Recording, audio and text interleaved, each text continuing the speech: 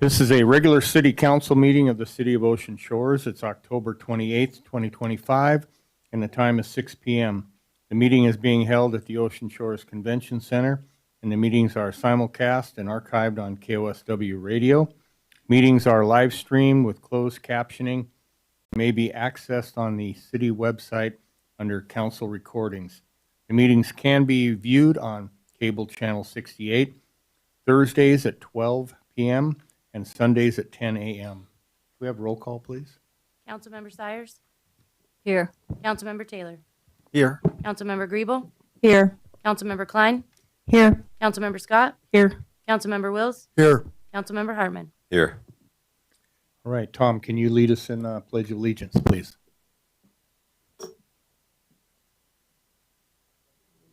to the flag of the United States of America and to the republic for which it stands, one nation, under God, indivisible, with liberty and justice for all.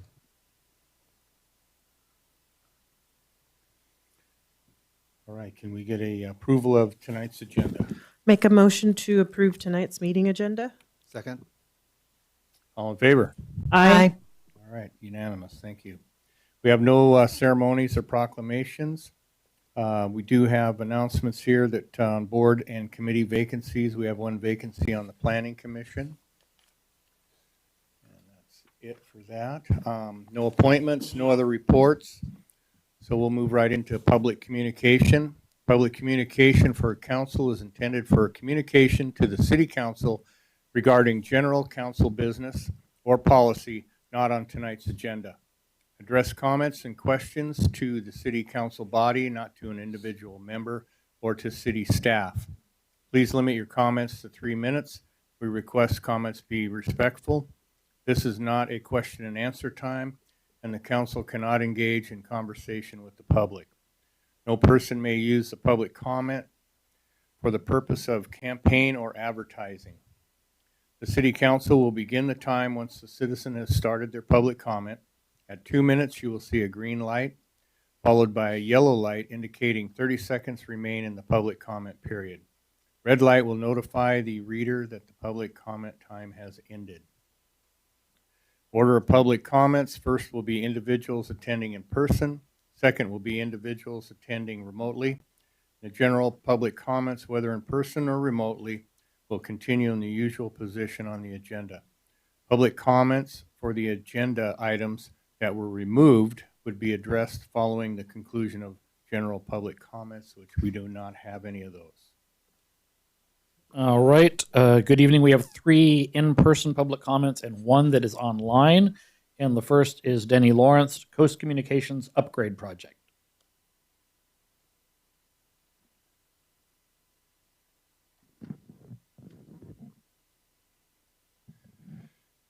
Good evening, City Council, Mayor, City Administrator, and general public. Coast Communications has, for the last year or so, been in preparation of a system upgrade. As you may be aware, our plan is replacing all 33 of our fiber optic nodes, as well as all of our active equipment that's out there in the field. The reason we're doing this is to double our capacity, increase our speeds, and to have a reliable system. We will be doing this starting next week. We have all the equipment that is on site. We have contractors that'll be in here starting Monday. The fiber optic nodes themselves will be changed out during the maintenance window in the middle of the night as to be the least impacting to our existing customers. We plan on doing this so that we don't have to tear up any roads or streets, right-of-ways, anything like that. Our existing infrastructure is already there. We'll also be able to provide symmetrical speeds once the upgrade is completed as well. We've also reviewed and will be rolling out new pricing structures as well as packages to our customers, and all of the packages will be unlimited data.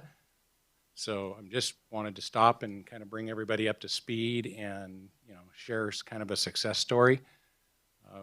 We've worked very, very hard to do this, and we've invested, over $1 million to get this done.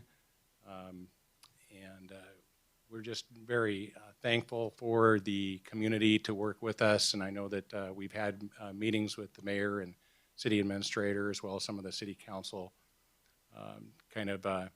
expressed what our plans are and how we're going to do this. So, thank you. Kurt Dooley, Emergency Preparedness and the Power Outage.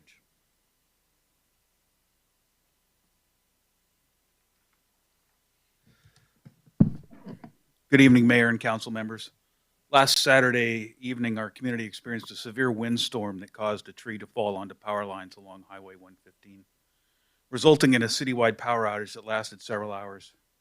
Had that same tree fallen just a few feet differently across the highway instead of the power lines, it would have completely blocked the only road in and out of Ocean Shores. That would have prevented not only residents and emergency vehicles from leaving, but also emergency vehicles from entering. And given the high winds at the time, it's doubtful a life flight helicopter would have reached us safely. While Highway 115 is owned and maintained by the Washington State Department of Transportation, and much of the land east of the highway is privately held or managed as aquatic shoreline lands, the consequences of a single access failure fall squarely on our residents, visitors, and emergency responders in the city. Therefore, I'm asking the city to continue and to strengthen its collaboration with the county and the state to address this vulnerability and to prioritize planning for a second access route in and out of Ocean Shores to Highway 109.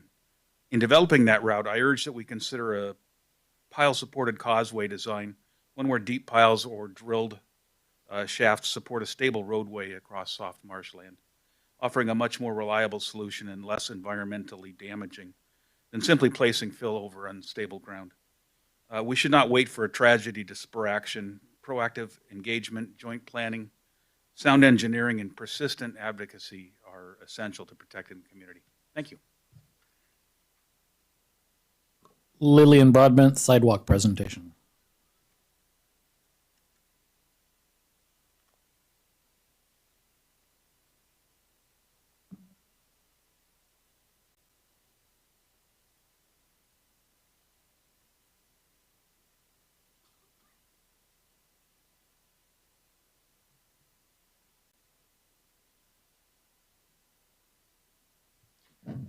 I decided to speak now because, to my dismay, once again, we're having a major item brought up during council discussion, and there is no opportunity for public comment. This was true just at the last meeting when we had the presentation on stormwater and on algae control. And we were doing a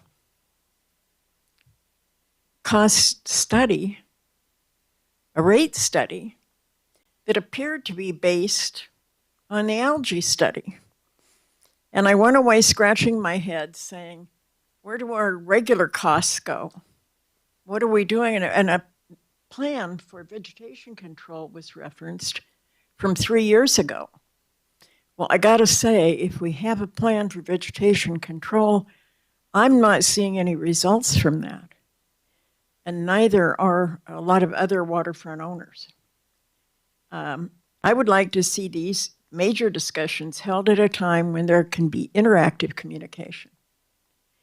Tonight, as we look at these sidewalks, and I've seen a lot of these presentations over the years, and they all kind of fall in the same general category, and they all have some of the same general problems. The last study that was done at least had significant public input, and the whole process was public.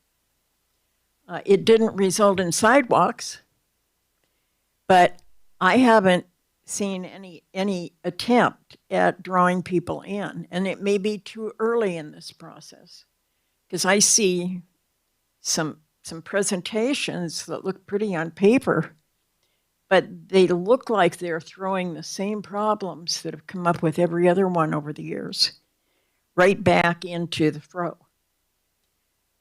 It doesn't look like I don't see any parking accommodations. I don't see any accommodations for the businesses that over the years have developed their own parking. I don't see access to those. And I would very much hope that tonight there'll be an opportunity to ask substantive questions. Thank you.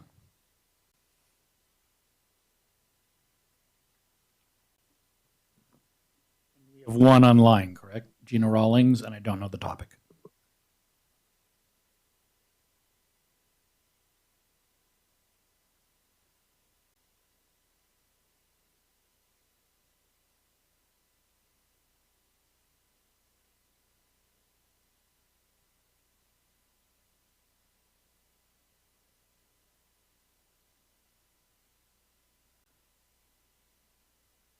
You are muted, Gina. If you unmute yourself, we can likely hear you, unless it's a bigger problem.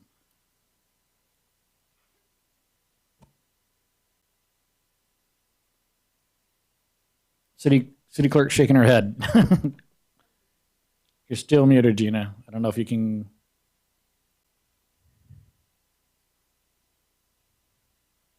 Give it 30 seconds.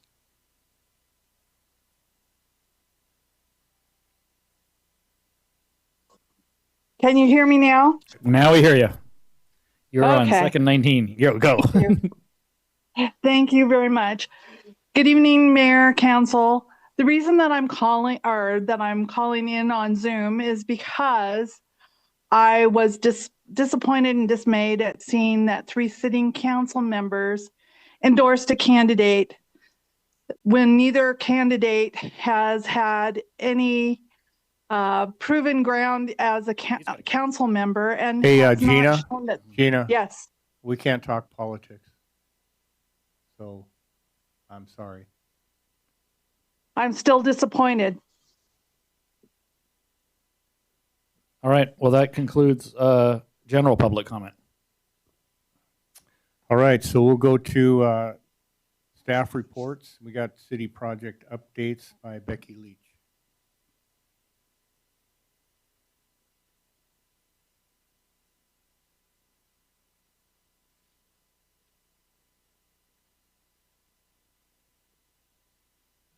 Okay, I have a set of slides for this one called Ocean Shores Medical Clinic. Take a look inside.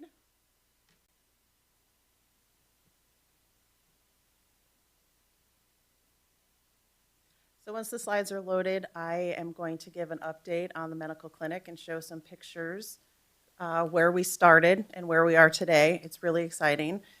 So go ahead to the first slide. I can't see that far, so I'm going to look at these. So you can see that the old Beach Bum Fitness had neon green and blue walls and the concrete floor. These are, the first slide is the back of the building, and then if you go to the next slide, it is the storefront of the building. And then this next slide, you can see at the very top, the ceiling has been taken out, the grid is still up, and then the markings on the floor is for the plumbing. If you go to the next slide, you can see that the contractor started digging the flooring up so that the plumbing could be installed. We're bringing plumbing from the back building. The back right corner of the building is where there's a bathroom, and then the back left-hand corner of the building, there is another water outlet. And so from both of those areas, bringing the plumbing up to the front so that it can be into the medical rooms, and then also a bathroom in the front of the clinic for patrons. So the next slide, there were no windows in the building at all except for the storefront, and there's now 3 windows on that outside wall to let the light in. The left-hand side is mostly staff offices and a break room on that side. And then here you can really see a lot of great work starting. We've got the steel studs going in for the walls, and then the black thing, kind of, if you go back to that slide again, the black thing hanging down, that is for the HVAC system and the ventilation. And then go ahead forward again, and you can just see how much steel framing is going up at that point. And it only took them about a week and a half to get all the steel framing in, which was really great to see how quickly this was starting to come together. And then we went to drywall installation and the insulation in between the walls. Because it's a medical clinic, there was a special demising wall that had to be put in between, it's the southwest facing wall between our clinic and the art gallery next door. So there's a special demising wall there for extra privacy. And then if you can go back, you can see that there's plumbing being stubbed out there in the walls, those white pipes. So plumbing is coming forward into the rooms at this point where there will be sinks in the clinic rooms. And then go forward one. And this was just late last week when I went in. It is painted. It's looking beautiful. And the door jambs and trim are in. So it's really starting to look like an actual medical clinic at this point. And then here you can see the ventilation has been hooked up in the ceiling. And then the ceiling grids had been removed. The new ceiling grid is back in at this point. And the next slide is just another down the long hallway from the back of the building looking forward. You can see that all of the trim is in. This, go ahead forward again. This is from the inside of one of the rooms looking out. And that is my last slide. Budget-wise, we are on budget. Don't expect to have to come to council to come and ask for additional money outside of the ARPA money that was allocated for the project, and still expecting to be able to turn the clinic over to the hospital late November to mid-December so that then they can start doing their staffing, their IT installations, all their furniture and things like that. So then we will be able to see medical professionals as needed at our clinic at Ocean Shores.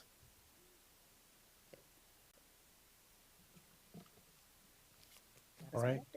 All right. Well, thank you. Okay, we don't have a city administrator's report, but I do want to let everybody know that the Ocean Shores Fire Department is having their Halloween party this Friday at the Convention Center from 6 to 9. So grab the kiddos and go check that out. They'll be happy to see you. We got council and liaison reports, so we'll start with Rich Hartman. Attended the Public Works meeting yesterday, and Becky just gave you a great summary of the clinic. They spoke of the South Fire Station project being on budget and on time. They talked about the Overlake Bridge repairs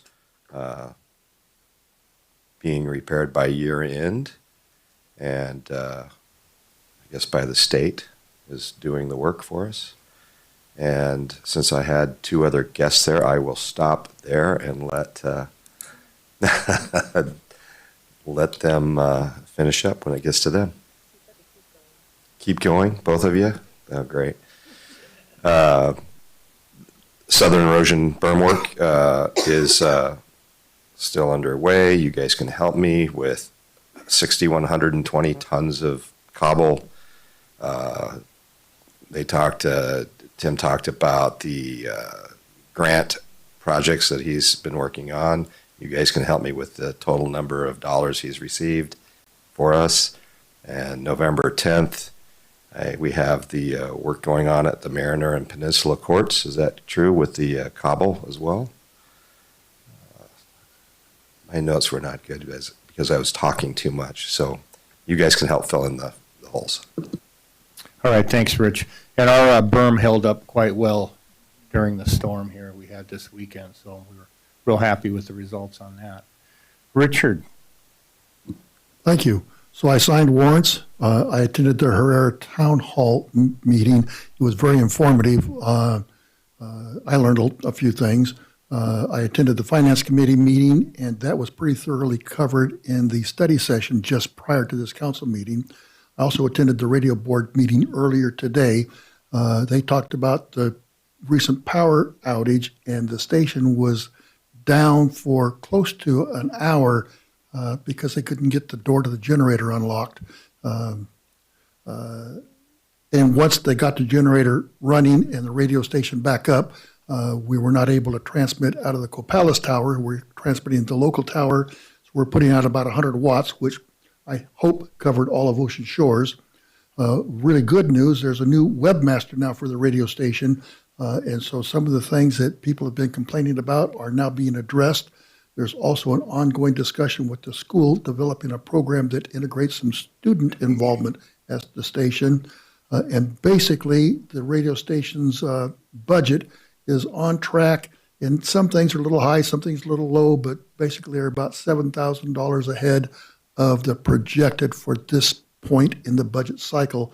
And finally, the radio station is in bad need of a new carpet, and I think that that'll probably be discussed during budget discussions. And that's all I have. Thank you. All right, thanks, Richard. Allison? I signed warrants. I attended the Finance Committee meeting. I also attended Public Safety, where Chief Ritter let us know that the Assistant Chief position has been posted. He gave an update from the Great Shakeout, and they had a tabletop discussion.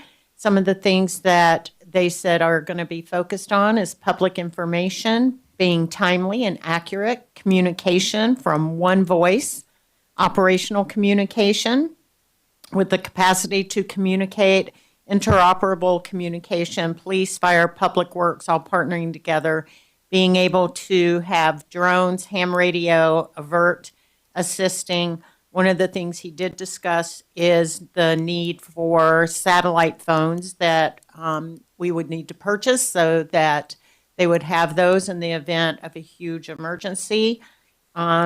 We have 6 new firemen, I believe, that have started, and he said they're all doing great. We have a couple in paramedic training program, and lots of opportunities for training with FEMA online at no cost. Right, thank you. Lisa?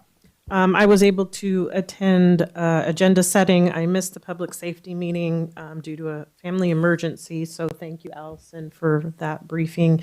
And I know that we all meet and discuss with the mayor, the city administrator, and staff on items coming up. So I just wanted people to know, too, that a lot of that goes on behind the scenes that you don't know, but we are in constant communication as council, so we're aware of what's going on.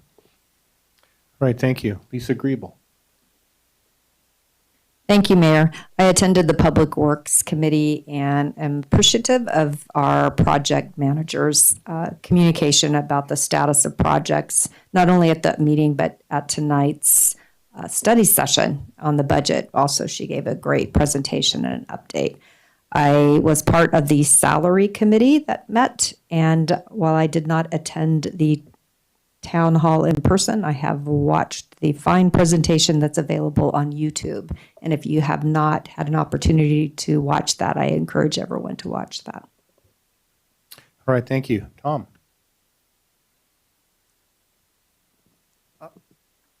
I have actually nothing to add at this point. All right, Denise? I had a LTAC orientation with the newest member to our committee, Eugene Kim.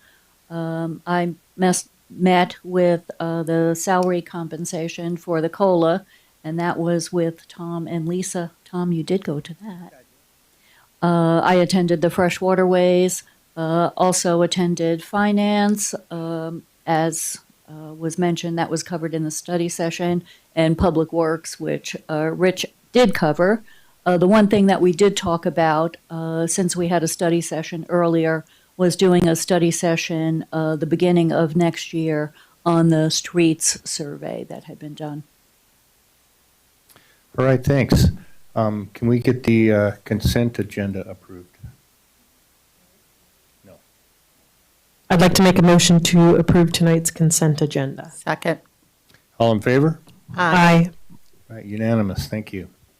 We have no old business, new business. We have ordinance of the City Council of the City of Ocean Shores, Washington, establishing Chapter 15.30 of the Ocean Shores Municipal Code regarding residential automatic sprinkler protection systems, adopting standards for residential automatic sprinkler requirements, providing for servability, and establishing and effective date. And that's going to be presented by our city administrator, Scott Anderson, and our fire chief, Brian Ritter.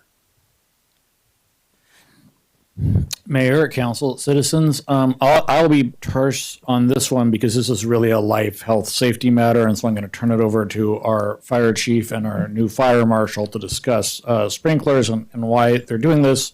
But I will just say this is something we've talked about now for 5 years, something that we've been looking into, and we just really realized it's kind of time to bring this forward. And with that very brief introduction, I'll turn it over to our fire chief and Mr. Mills here. Thank you, Scott. Appreciate it, Mayor, council, citizens.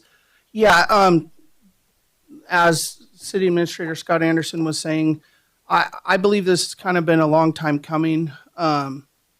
Just tonight, before this meeting, our city was unprotected for 45 minutes.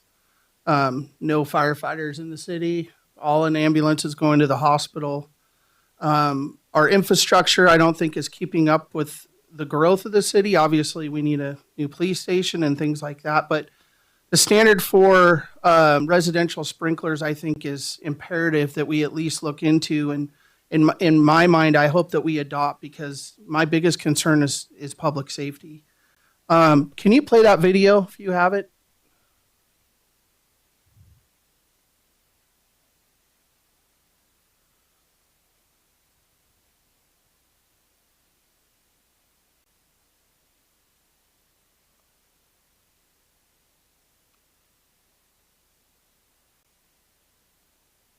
A house fire can become deadly in 2 minutes.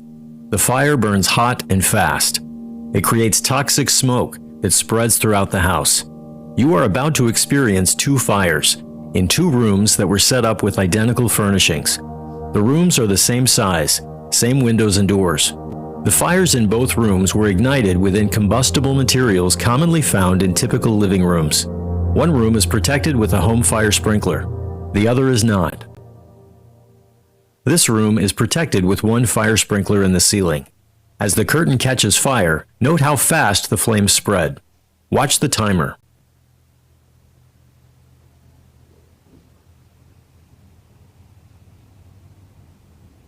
At 26 seconds, smoke activates the smoke alarm.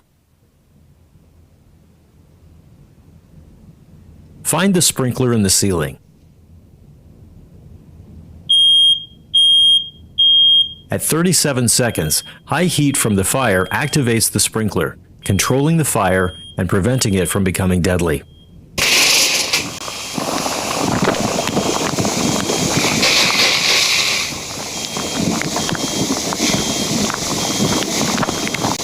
Only the heat from fire activates the sprinkler, not smoke.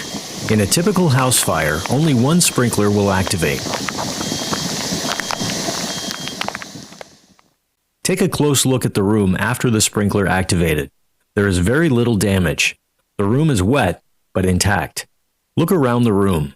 If a family were sleeping, the sprinkler would have given them time to safely escape. The fire is confined to the room of origin, and the family would likely be able to stay in the home or move back into the home in a few days.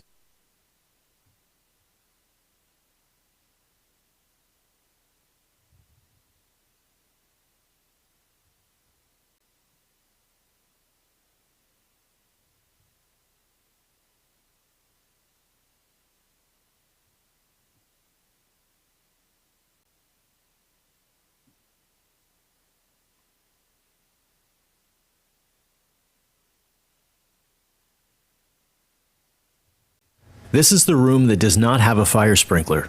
After the fire starts, it quickly moves up the curtain and spreads to the furniture.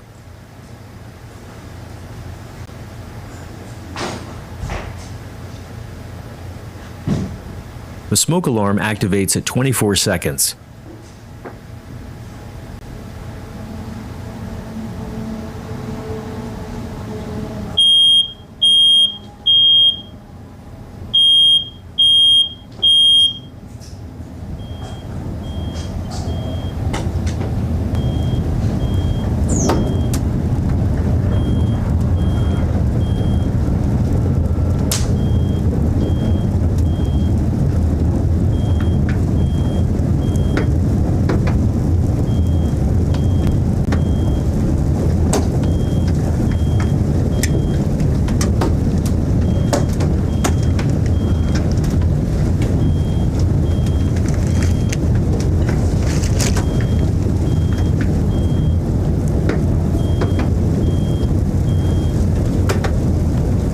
Look above you and behind you.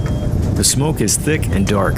There is nothing to stop the fire, so it builds strength, generating heat and producing poisonous smoke until flashover, the point at which everything in the room ignites. Watch for that when the timer reads 2 minutes. No one can survive flashover.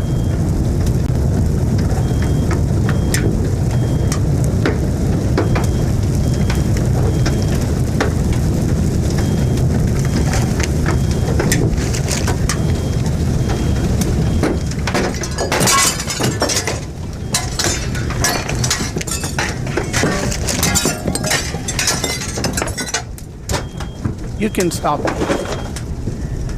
2 minutes of, within 2 minutes, there's flashover conditions. I have witnessed fires here in our city that I'm confident didn't have to be fatal. If there were fire sprinklers in somebody's home, I would compare it to wearing your seatbelt in a car. For me, it's just common sense. With our mutual aid responders coming from District 7 and not knowing if we're going to get them or not, whether or not they're out on a run, and then our nearest other fire department's Hoquiam. The 2 minutes for flashover, by the time someone's calling 911, we're getting out of the firehouse and geared up. I mean, we're hopefully there between 6 and 8 minutes, and obviously at the south end, it's a lot longer. I feel like the city's growing rapidly, and this is something that we need to address. I'm going to talk about NFPA 13D and the scope. The standard shall cover the design, installation, and maintenance of automatic sprinkler systems for protection against fire hazards in 1 and 2 family dwellings, manufactured home, and townhouses.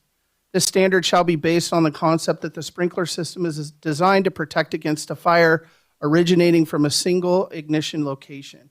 You have to understand now that the difference between the fuels that we have now and legacy furniture, grandma's oak chair, or the couch that was made with cotton, everything that you see in this room is plastic, and plastic is fuel. So fire is burning way hotter, way faster than it ever has. So a sprinkler system shall be designed and installed in accordance with the standard to prevent flashover in a room of origin where sprinklered and to improve the chance for occupants to escape or be evacuated.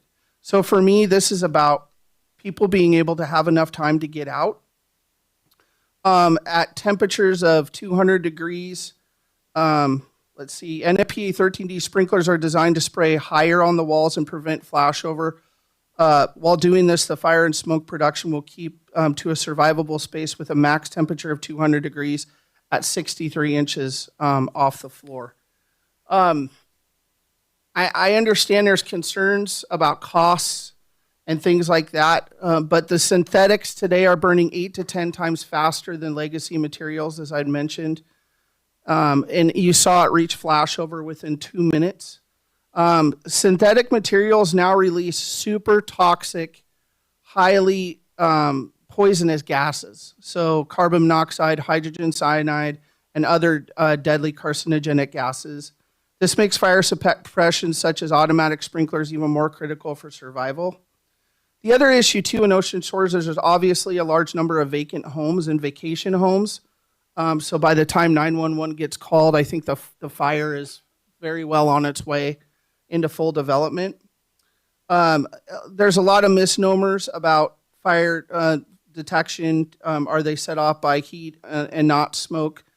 Right, heat will activate a sprinkler, and like you saw in the video, one sprinkler head will come down to the room of origin. It keeps the fire in its incipient stage and prevents the growth stage of fire. Really, time is our worst enemy here, and we're really not the only city to address this. There's many cities in Washington State. It's actually part of the Washington Fire Code, but it reduced civilian deaths by 89%. Civilian injuries were 31% lower, and firefighter injuries were 48% lower. From 2017 to 2021, United States fire departments responded to an average of 52,984 structure fires per year, where sprinklers were present, representing 11% of all structure fires. These statistics come from NFPA August 25th, 2025 article. It also reduces property damage by 70%. and the average fire loss cost with sprinklers about $2,000 per incident versus $45,000 fire loss without sprinklers per incident. There's a big difference when you see the spray from a sprinkler than you would with 200 gallons on a pre-connect fire hose spraying in your living room. There's a lot less damage. And understand that anything that smoke touches, the walls, everything, that all gets ripped out. That's all contaminated, hazardous materials at that point because of the toxic smoke. Grace Harbor County average to put a sprinkler system in a residential home is $1.35 per square foot, which would cost a range of $2,000 to $4,000, or $2,025 for a 1,500 square foot home, or $4,050 for a 3,000 square foot home. I understand this is going to be a hot topic, but if you have to remodel and there's over 40% of work that you need to do in your house, then you need to comply with the new sprinkler ordinance if it does pass. Bonnie Lake, Camas, DuPont, Kenmore, Mercer Island, Olympia, Redmond, Tukwila, and Washougal are all cities that have adopted this ordinance, and they started adopting it in 2013. So my concern mostly here, council and citizens, is public safety. I understand there's a cost concern. I understand there's going to be some concerns with that, but at the end of the day, it's a stopgap and it protects lives. Again, 89% lower civilian fatalities with residential sprinklers. So is there any questions? We'll have some public comment, and we'll go to council for questions. Okay. On that. Yes. Ann Reese.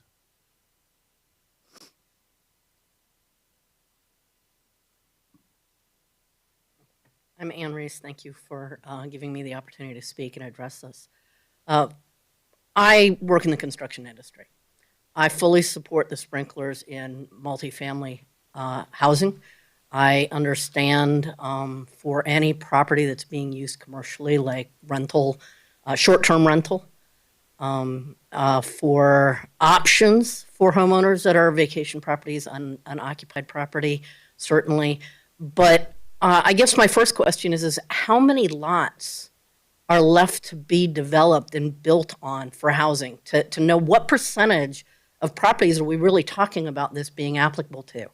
The second is there's a cost for construction, yes, and the raw cost might be in the $4,000 or $5,000, but when you start adding contractor, developer markups and everything else, you start adding cost to that. But it's not just about the construction cost, it's about the cost of life cycle maintenance for the home ownership. All right, these systems are not without maintenance. They're not without inspection requirements. They're not without testing. They're not without the risk of pipe freeze and other damages, hitting a sprinkler head and inadvertently setting that off and causing water damage to a property. I mean, it's more than just about the cost of construction to a homeowner. All right, there are just so many factors there. But the biggest thing is what percentage of our city are we really talking about adding? And how many derelict product or properties will not get sold because of the significant alteration, the 40% or more that has to add the sprinkler system? So how many of those properties will remain derelict and not be able to get sold because nobody wants to get into that kind of renovation and add this type of system? I don't dispute that sprinkler systems save lives. I don't dispute that at all. But smoke detection and alarm systems have the ability to send the notifications not only to the people in the property, but they can communicate to the fire department so that they get that automatic notification and not just a 911 call. And I would encourage us to look at the alarm system options as an option for notification rather than just sprinkler systems that also need an alarm system that go with them if we want those to communicate to the fire department. Thank you for your time. All right, go ahead in the back there.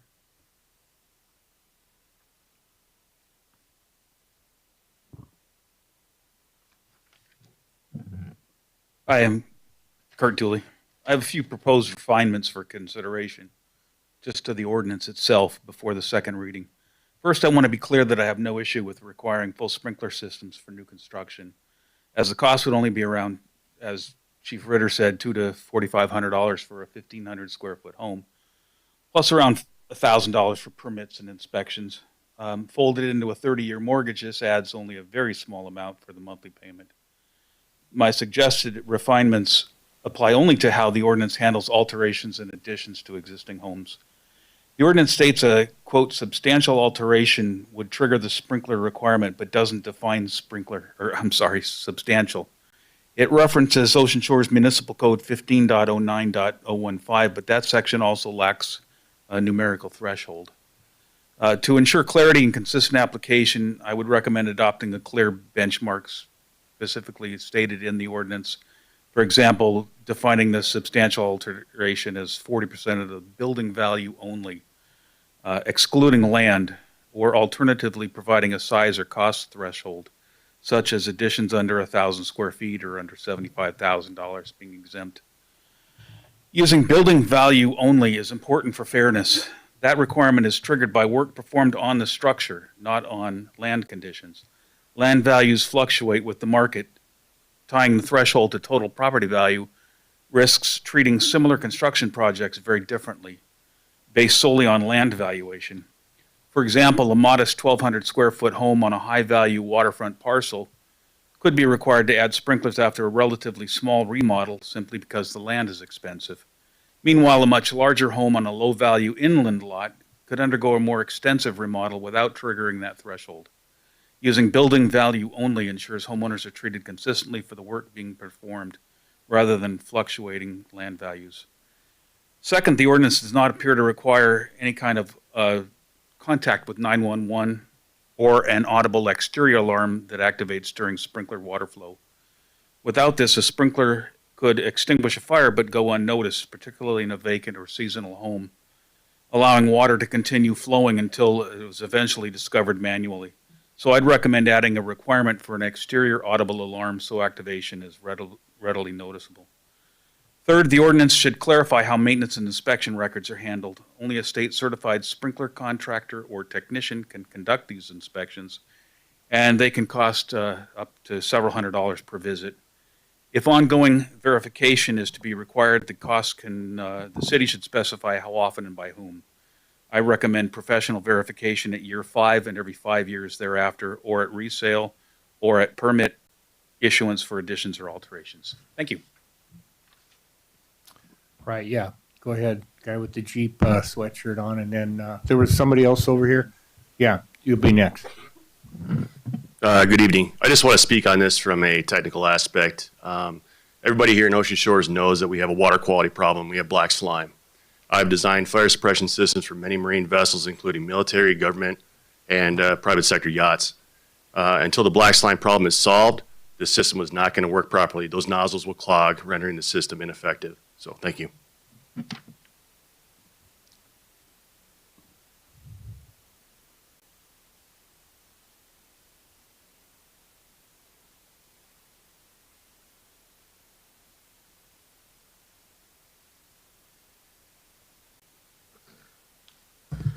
Good evening, council members. I'm David Lynn, a 17-year resident of Ocean Shores.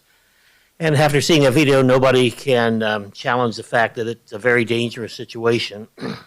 But I've got a number of questions that I think should be answered before we move too much further with this. The argument supporting the proposal is that it will significantly reduce the risk of injury, death, and property loss from residential fires. And it refers to studies which show significant reductions in those hazards with sprinklers. Are those studies available for review, and are they comparable to Ocean Shores? Are they peer-reviewed? What has been our actual experience in the past 5 years for each of these measures, and would this change have led to the same level of reductions in Ocean Shores as in these studies? What cost-benefit analysis has been performed to determine the benefit to homeowners of this proposal? The agenda bill shows no cost to the city, but does not address the cost to homeowners. The cost would likely be in the thousands of dollars. Will a dedicated water service be required for the sprinkler system? The large number of vacant and vacation homes is described as a risk. How many of these houses will have the water turned off in the winter to avoid frozen pipes that would defeat the purpose of installing sprinklers? Or will dry pipe sprinklers be required? In addition to requiring sprinklers in new construction, this modification of the building code would require sprinklers be installed in any house undergoing substantial alterations requiring a permit. Where substantial alteration means, among other things, any construction, retrofit, or renovation of an existing structure that requires a permit under the International Existing Building Code, or a change in a building, electrical, gas, mechanical, or plumbing systems that revolves an extension, addition, or change. Under Section 105.1 of the IEBC, any owner who intends to make a substantial alteration to an existing structure shall first make applications to the code official and obtain a permit. So once a permit is issued, if a project requires a permit, that would imply an existing house needs the installation of a sprinkler system. So for instance, a roof replacement requires Ocean Shores permit. Does the IEBC code require that? And if a homeowner spends, say, $30,000 or so on a roof replacement, will they be required to spend thousands more on a sprinkler installation? What about if they upgrade the electrical service box or a bathroom remodel? Will those all require additional sprinklers? Will this requirement force homeowners to delay or avoid needed repairs to their homes? This proposal clearly calls out for an explanation in conversational English to describe exactly and explicitly which permits will trigger a required sprinkler installation and what the likely range of cost to a homeowner would be. If anything deserves a public town hall meeting, this is it. Thank you for your time. Do we have any other public comments? Yes, go ahead, Don.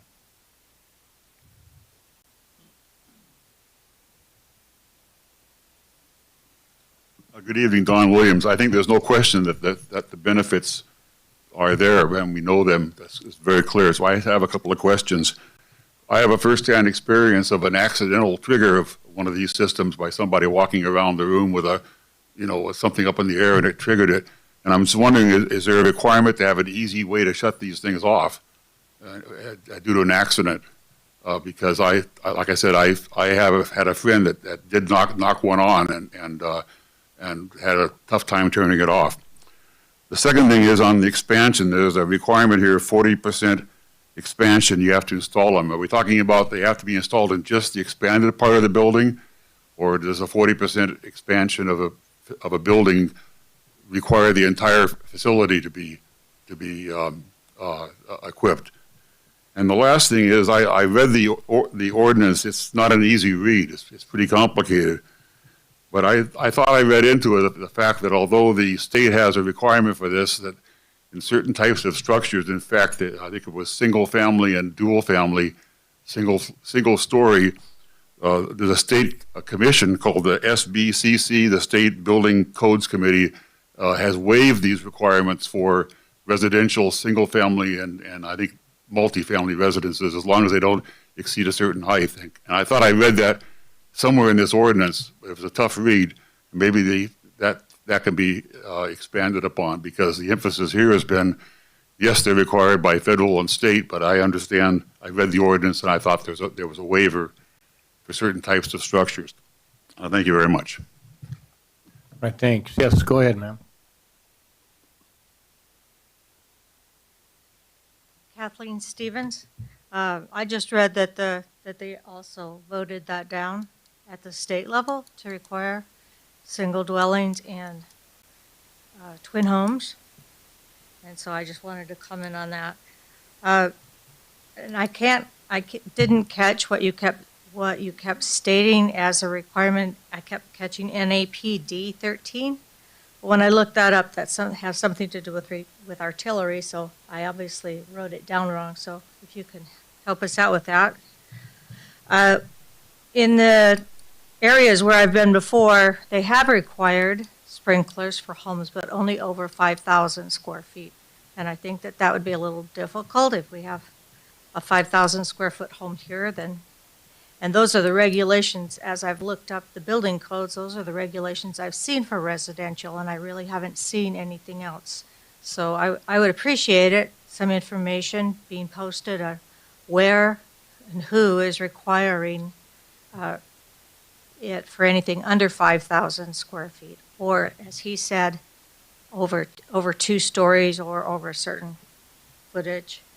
And then just a comment, it seems like they are a good benefit. I'm wondering if anybody on the council or the police department has sprinklers in their homes, because if they're requiring other people to do it, I'm just wondering if they think it's important enough to do it in their own homes.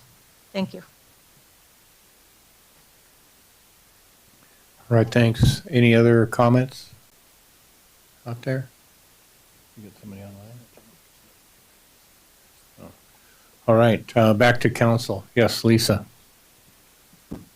Thank you. I just wanted to add a few things. First off, substantial development isn't a roof. It's not replacing your roof. It's not painting. It's not carpeting. It's not replacing cabinetry. What substantial development is like you're going to be changing walls within your house, moving them. If you're going to be replacing your subfloor, adding an addition, and then it's 40% of the assessed value of the property. It doesn't include land. It never includes land. So your substantial development, again, aren't the minor things that you're doing. And I appreciate the comments from tonight, most especially.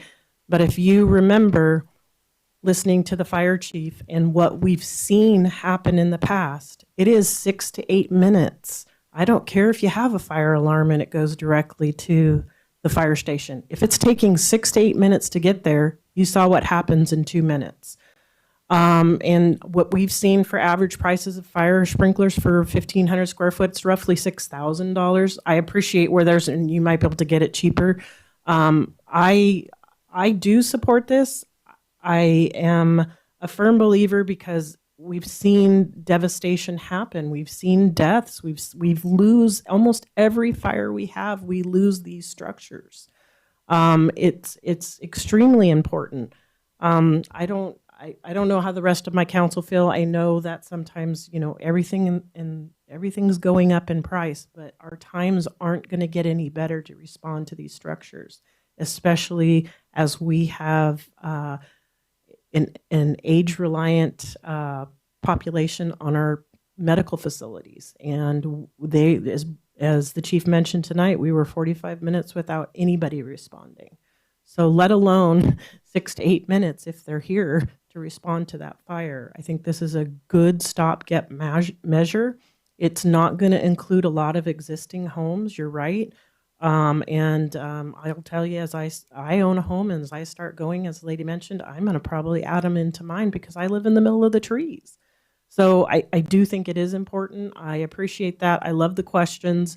But again, substantial development does not include your land, and it's really only the structural elements of your house. So it's not just your permits that you get, it's substantial development. So no re-roofs, siding replacement, those types of things don't count. All right, thanks.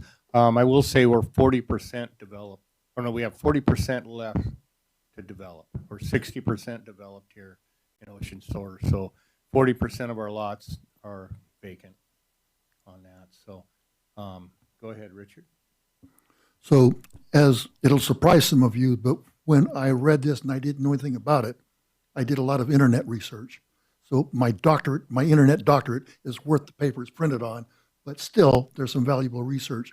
I loved the questions, and I think that as this comes back, that many of those questions about how this should be reworded are worth listening to. But as I researched, I didn't understand exactly how these sprinkler systems work, so I'd like to educate all of us a little bit. What pops them off is there's a solder seal at the sprinkler head, and temperatures 135 to 165 degrees breaks that seal. It's either solder or glass, depending on the system. That breaks that seal, and then the sprinkler starts sprinkling. The shutoff valve is usually where your master shutoff valve is. In my house, it's by the garage. So go flip that valve, and now it's shut off.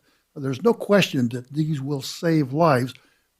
But the question in my mind is what's the cost-benefit analysis? And my internet research said that we have about 12 structure fires in Ocean Shores a year, we've been very fortunate, and I don't think we've had any structure fire fatalities except for pets. Okay, thank you for that correction. The cost of the Brian's already talked about the cost of the sprinkler system.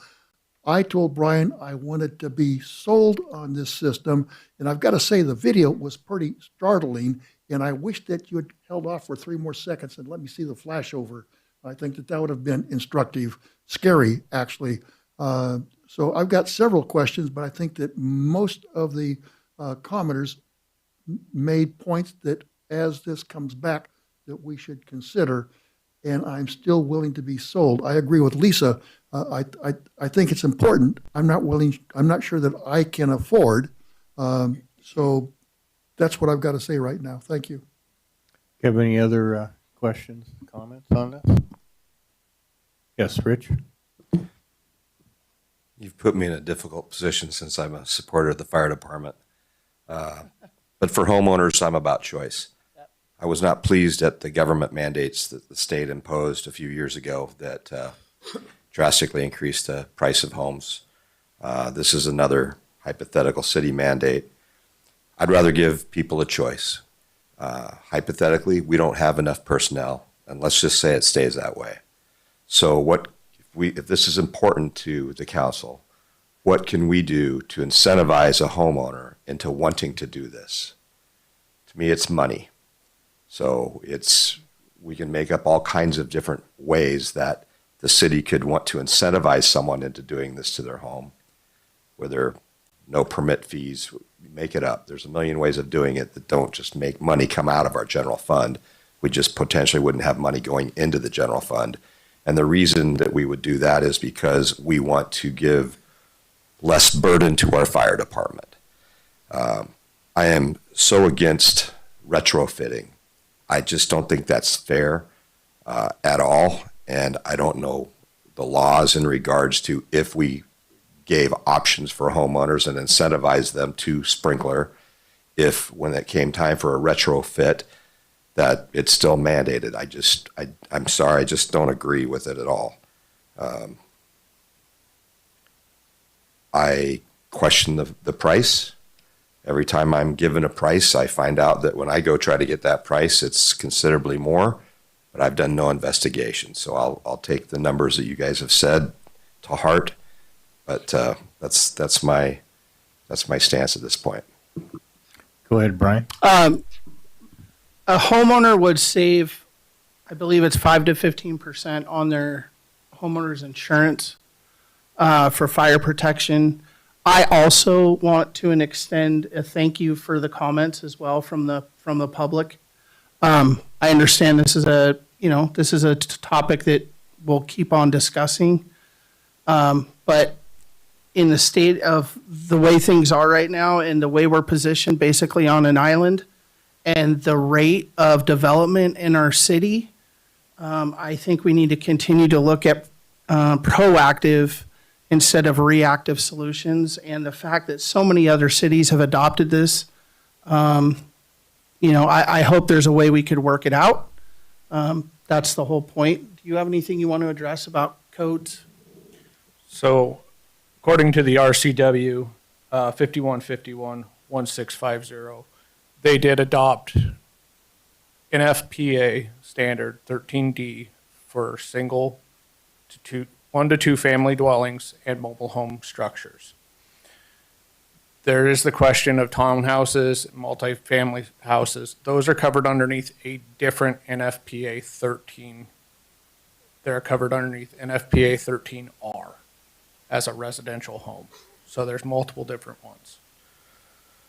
Also, all of the testing and data collected was done by the NFPA, which is the National Fire Protection Association, done in controlled labs with data and research. They're all available online underneath the UL studies and the Fire Research Institution. So you can look up all these statistics. Everything's there, fire mapping, all of it is available online. Really great resources for this. One more thing I want to touch on is the cost. Yes, I understand that we're talking about $1.35 per square foot on an average. That's less than Home Depot laminate flooring. It's less than your flooring, and it could save your life. You know, I've been on fires where we've had fatalities. Your smoke detectors going off or not. These sprinklers activate and mitigate that smoke, that heat, and that flame, so you are able to get out of the house.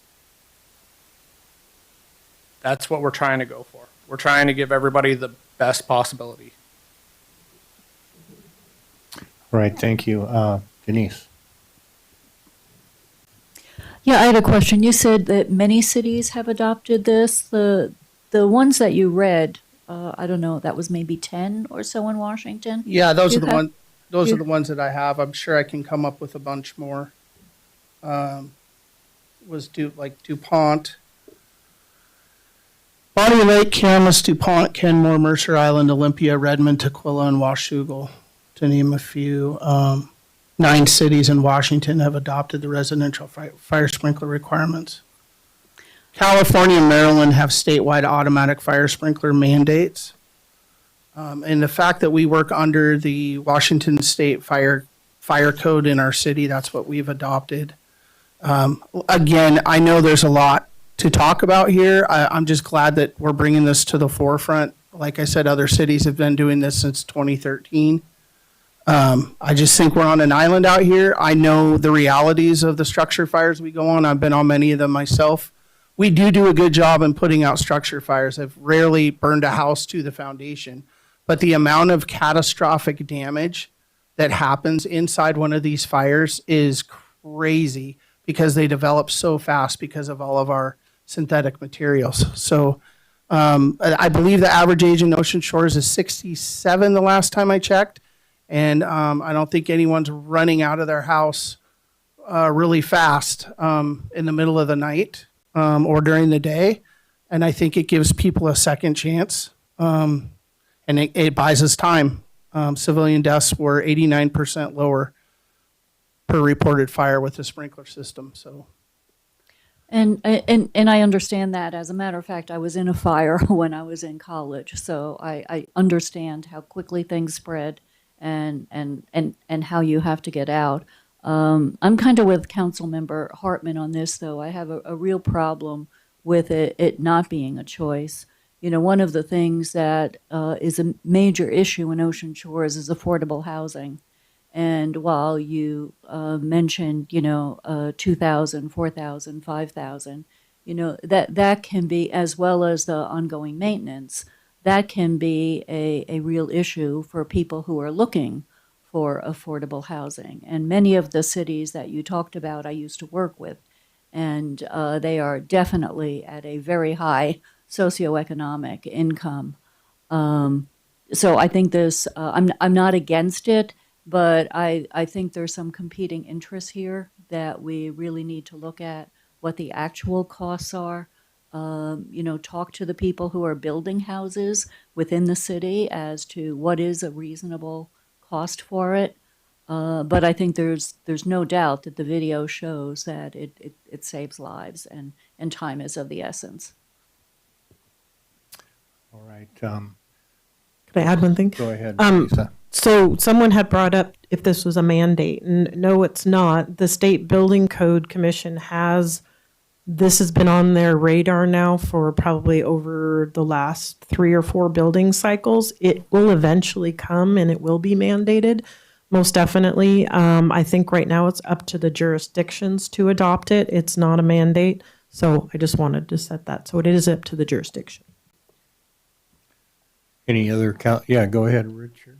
So I have 2 other points, and I'm glad that Denise talked on affordable housing.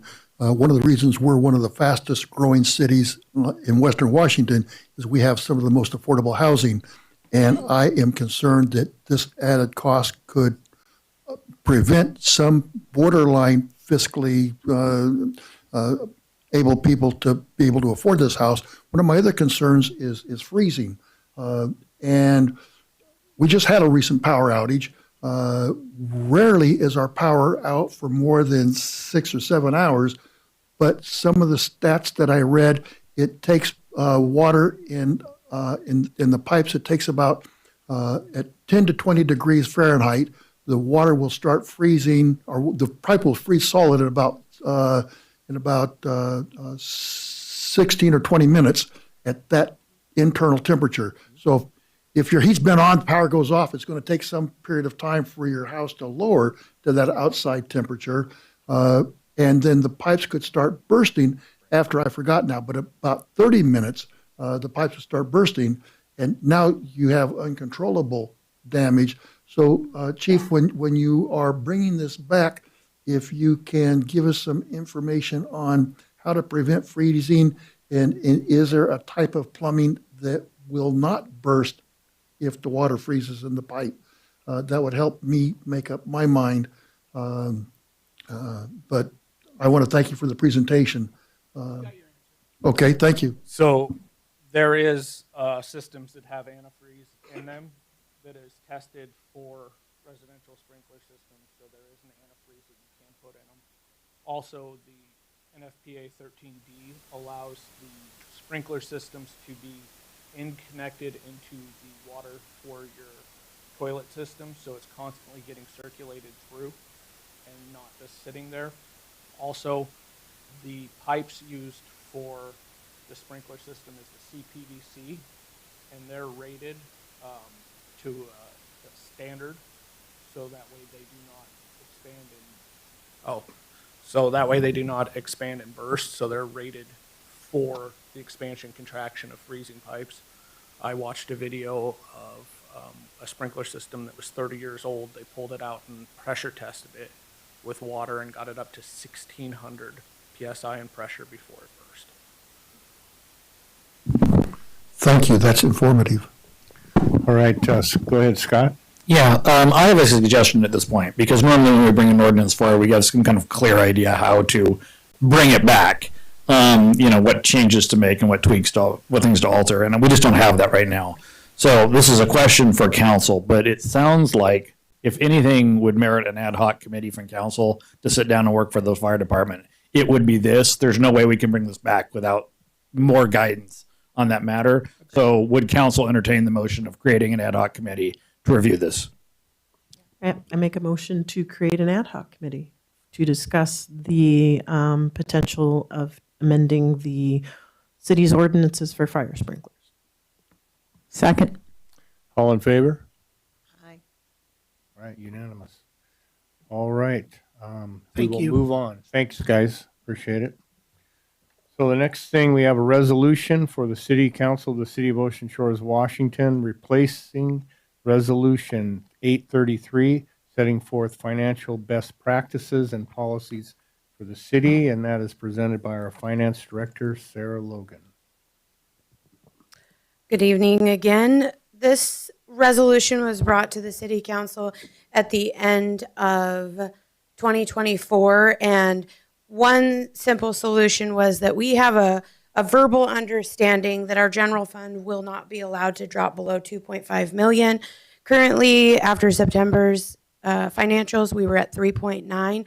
I think given our cost allocation and kind of how we've proceeded with that budget, that this needed to be updated, at least to say this 2.5. So like I said, when we were at the study session, individuals had brought it up that, hey, why is this just a verbal arrangement? What I did ask the Finance Committee, and this isn't up for being passed tonight unless you want to just do the 2.5 and move on, was, hey, if you had any other things, I think that this put it into perspective for us that just as we do certain things annually, this should be one of them. Our situation changes frequently. We grow bigger. Things happen like COVID. So this is just kind of your review period. Our Finance Committee got this last Thursday. It wasn't on the agenda because it was brought up on a Wednesday, and I just kind of went through it. Councilmember Sires had given some input on this in sections. It refers to, and this would be like a cleanup, a biennial budget. If we change both to simply say budget, we won't need to update this every time or when we go to an annual budget in 2027, if that's the wish. So some cleanup. Under number 3, reserves excluded the convention center from having a capital reserve line item in the budget, yet B2 establishes 106 and 350 fund balances, which comes under reserve section. So maybe it's an accounting terminology, but it's not clear and concise. So just kind of how we talked about at the study session when we're talking about kind of starting that, let's be serious about our reserves, let's be serious about what we need. This is the document that gives the guidelines for the city staff, community, and council to kind of keep engaged with. So it would be my hope that with the finance committee, the council would review this, see if there's things that they want to change, see if there's more additions, things we should look at, and kind of come back and put it together in a better way. All right, do we have any public comment? Yeah, go ahead, Don.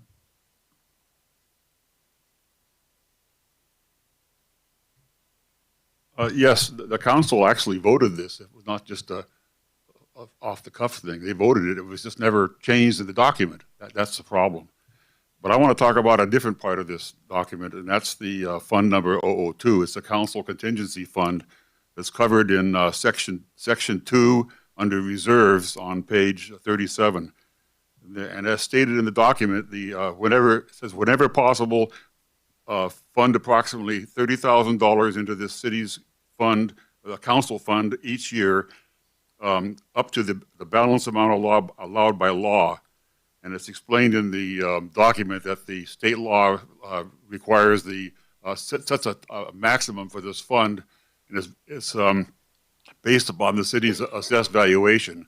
And with the current assessed valuation, well, the fund right now at the end of the month of September was $352,000, and that's only 1/3 of the state limit set by the current valuation. What happened is that starting in 2018, this fund was funded every year by a $35,000 transfer from the general fund into fund number 002. And this dollar amount was set by council action. Council actually took action. Back in August of 2016, the council approved a refinancing of a bond, the bond that paid for the weather wax and the new fire station and the golf driving range. That approval of that bond was amended. Actually, it was amended by John Martin at that meeting. And what the council approved was that the annual savings of refinancing that bond would go into fund number into fund number 002. That's where the $35,000 a year came from. But these transfers stopped in 2003 when the budget came out, the first biennium budget. The council was never consulted about stopping that transfer. It was just done without council approval. Actually, you approved it by approving the budget, but you were never told about that. And so I think you ought to consider that fund. It's your fund. It's the only fund that the council has 100% control over for emergencies. And I think you ought to go back to that $35,000, which actually was a council action that was never stopped. Thank you. It never stopped by the council. It was stopped by the people that set up the budget. They just didn't put it in. Thank you. All right, we have any other public comment? All right, council. Richard. So I think this ordinance is pretty well written. I like the change you talked about. I think Denise proffered that change. I think that's great. I would like that you look more closely at what Mr. Williams just had to say. I don't remember those details, but I think that warrants looking at. My big concern is actually on page 36 in this paragraph 2, where it says, provide a financial base that delivers needed services to our community, maintains the integrity of our fish waterways and beaches, sustains current and future infrastructure and equipment needs. And I'm specifically thinking of the Herrera town hall that we had just a few days ago. And they talked about some grants that were needed in order for the projected budget that they talked about that amounted to about $5.20, a little less than that, increase in our stormwater utility rate over the next 10 years, and nowhere did they tell us what specific grants were being involved. Hey, Richard, can I stop you there? Okay. That's a different subject. My tie-in is in maintaining the integrity of our fresh waterways, and those grants, that treatment is paramount to maintaining our waterways. I agree with that. Not disagreeing Okay. with you on that part, but we're talking about something else on this item. We're talking about our reserve. I will defer to you, although I don't necessarily 100% agree with you. But I've made the point, and I would sure like to know what grants Herrera was talking about, what the amounts were, and what the grant sources were, and whether that ties directly to this or not. I will defer to you, Mr. Yeah, Mayor. it doesn't. And Okay. So, but we can talk about that anytime. Okay. Other than that, I think that this is well written. Thank you, Sarah. Go ahead, Lisa. So with the little tweaks, do you anticipate hearing from us and then bringing this back at the next meeting? Yeah, whatever you guys want. We have talked about the contingency plan, and it was notated before my time that it was stopped, and I had nothing to do with that. And we did talk during the budget season about potentially putting, when we were talking capital facilities, putting that money in the contingency fund, knowing that we could put more money in there. At last year, nobody wanted to make any moves. So what Mr. Williams is saying is correct. You have the ability. You have not taken the action. Like he said, it was removed. You approved a budget. Therefore, it's no longer there in 2023. So those things can absolutely be done. But it's not just that. Like, this should look, in my opinion, like, I didn't write it. This is what it's been. It was just a red line of the 2.5. This should be your guideline of what you want done. I don't think it looks like that. I fancy words, about being transparent. That's a given. The community councils after you, finance directors after me should be able to look at this and say, these are our points. This is what you should see in your finances, in your budget. This is what we want. To Mr. Williams' point, it should be very clear that this is a checkoff for every budget that you guys go through, that something like a contingency transfer doesn't get left out, or a reserve that gets taken away from the fire department and goes back into the general fund. This should be your guys' checkoff list that holds us accountable, that we're presenting you the budget that you put into a resolution. And I don't think it looks like that. So that's why I say to you, this needs more than just a little red line strike through of a 2.5. Yes, Rich? Thank you. Because as I read this, it reminds me of so many businesses that come up with plans that are just rosy and feel good and don't mean anything. So as I'm reading through some of these numbers, I totally agree. And I'd rather get to the meat and potatoes and eliminate probably half of these and just get to the basics that are important. So like, as you said, the next financial person has the same guidelines that you do. You know, one of the things that's obviously been important to me is, where are we addressing our responsibility to, and we started it today for sure with you and Becky talking about things that were needed for the different departments, but what are we doing to put in writing about truly addressing our fund balances and the amount of money necessary to fulfill the needs of that department? That's not really on there. There's some rosy, touchy-feely things around it, but it doesn't say it.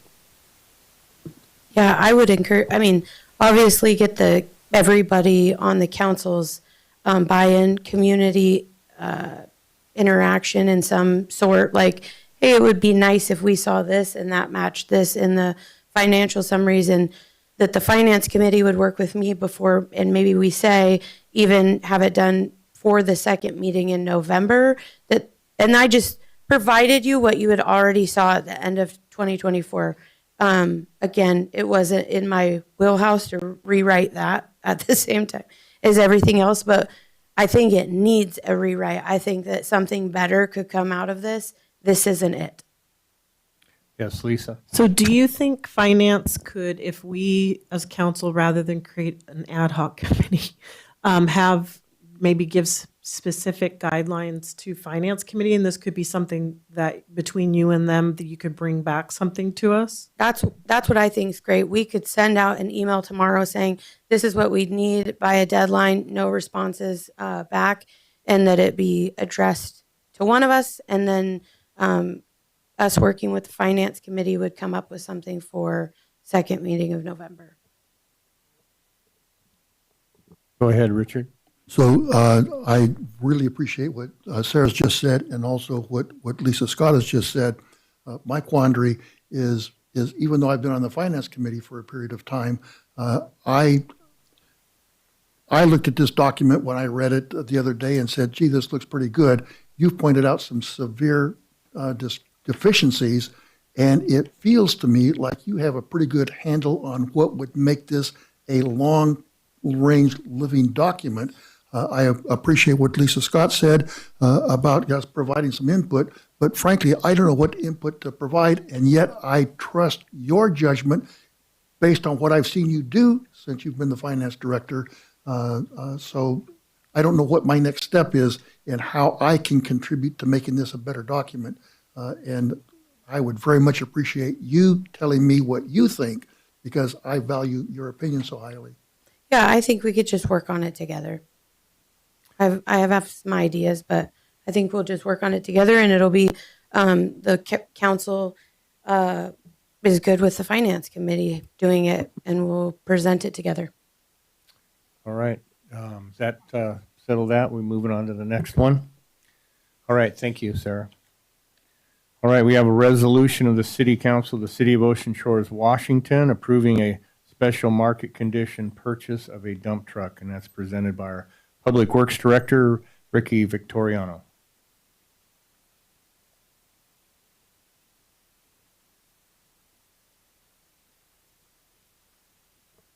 Good evening, Council. Today I'm bringing forward this request for a Kenworth T880. It's a 2019. We have been looking for one since January when the funds were approved for $250,000 from you. We've been looking at used because that was kind of our target with a $250,000 budget. And just in the past 3 months, we've looked at 5 or 6 of them. We actually went to Pape Kenworth to look at a different one that was coming from Northwest Rock. And while our crew chief, street crew chief, Alex Severson, and our mechanic, Ken McKay, were there, they were asked if they would like to look at this truck. So this is something that was kind of, we were looking for this, and we got a little bit extra out of this truck. We have an extensive, we have, let's see, about 40 pages of maintenance records for this truck from Brumfield, and that's to include an engine rebuild 70,000 miles ago, whole new clutch system and cab air lines 60,000 miles ago, transmission brand new, put in 50,000 miles ago, and an all new hydraulic pump system put in about 50,000 miles ago. So Ken, who's our city mechanic, fleet manager for all vehicles in the city, along with Alex Severson, who's our street department crew chief, who also has a degree in diesel mechanic, and he has extensive experience as a diesel mechanic as well. They both went and looked at it, took it for a test drive. It's our ideal gear ratio that we're looking for. The only thing we were able to really nitpick about the truck was that there was a small part of rust on the bed, and they fixed it at cost for themselves. It has an extra option for a high lift tailgate that we do not have on our current dump truck. That was kind of the home run for us. So the truck that it's replacing is a Kenworth T800. It's a 1990 Kenworth T800 that we bought in 2005. It is 31 years old, and we've owned it for 20 years. It currently has about 940,000 miles on it. So we're definitely going to stand to get a little bit of life out of this one, at least. I would say probably close to 20 years out of this purchase. That's if you approve it, but I think that's my presentation right now. All right, thanks. Do we have any public comment? Yes, go ahead, Don.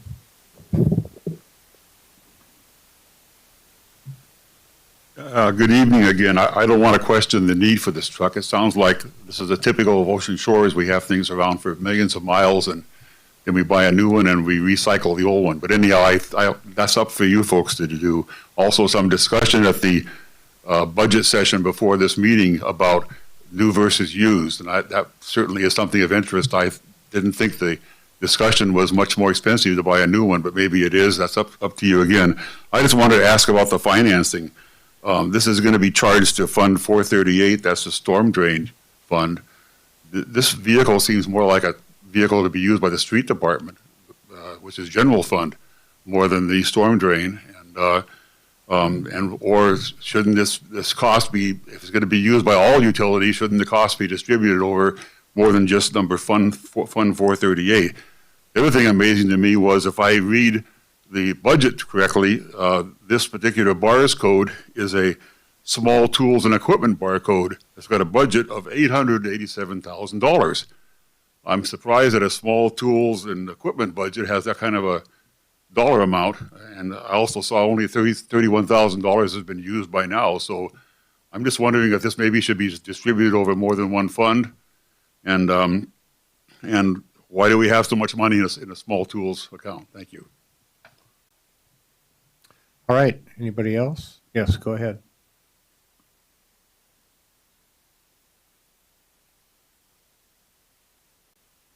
I just had a couple quick questions. I'm Kurt Dooley, by the way. A couple quick questions regarding this 2019 truck. What is the mileage on it now, and is there any kind of warranty at all? Thank you. Anybody else? All right, council. Anybody got any questions? Yes, Lisa? Yeah, during our council workshop that we had prior to this, what we had learned is it's about $160,000 additional for a new piece of equipment. And we felt very confident with hearing from Ricky that this was going to be something that was going to be with us for the next 20 years. And I think that's what we came away with at that topic at the last meeting. But also there was an additional question. Did you want to maybe try to answer if you have the mileage on that or warranty? Yeah, I believe the mileage is about 290,000 miles right now. So the engine was rebuilt at 220. That was the byproduct of fitting, failing, and breaking a piston ring, and it was since replaced with an updated version of that to avoid that issue. And everything else was fixed after that point as well. There is no warranty with it, which is why we wanted to have Ken and Alex go out and look at it and test drive them and make sure that we were getting the best product for our money, which is the goal here. All right, thanks. Any other? Yes, Richard? And I don't know if you have the answer to this, but Mr. Williams brought up the BARS code, and do we need to have the finance director look at that BARS code, or is this thing ready to be passed? Yeah, so that BARS code, that was, you guys approved a few pieces of equipment to be purchased for the storm drain. This will primarily be used for storm drain, for ditching on the roads and everything else like that. I know our Kenworth T800, the probably hardest it's worked in a while, was picking up all of the, both cobble for the berm when we have king tides where the city crews are driving to yard and getting loaded up and coming back, as well as the waterways were being mechanically harvested, and we would leave piles and the city crews would come out and grab those. And that stuff weighs a lot more than you would think it would when it's soaking wet. Sorry, back to the BARS code. That account has the motor grader, the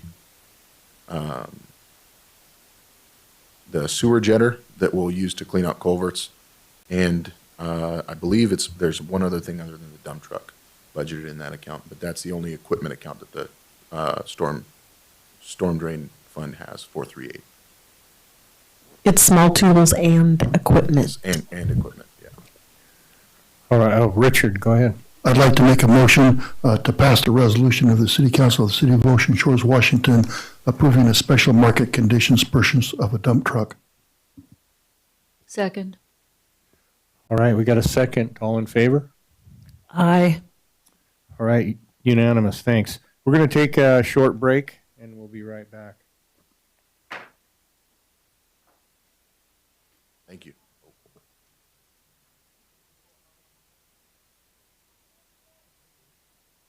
How long's your break?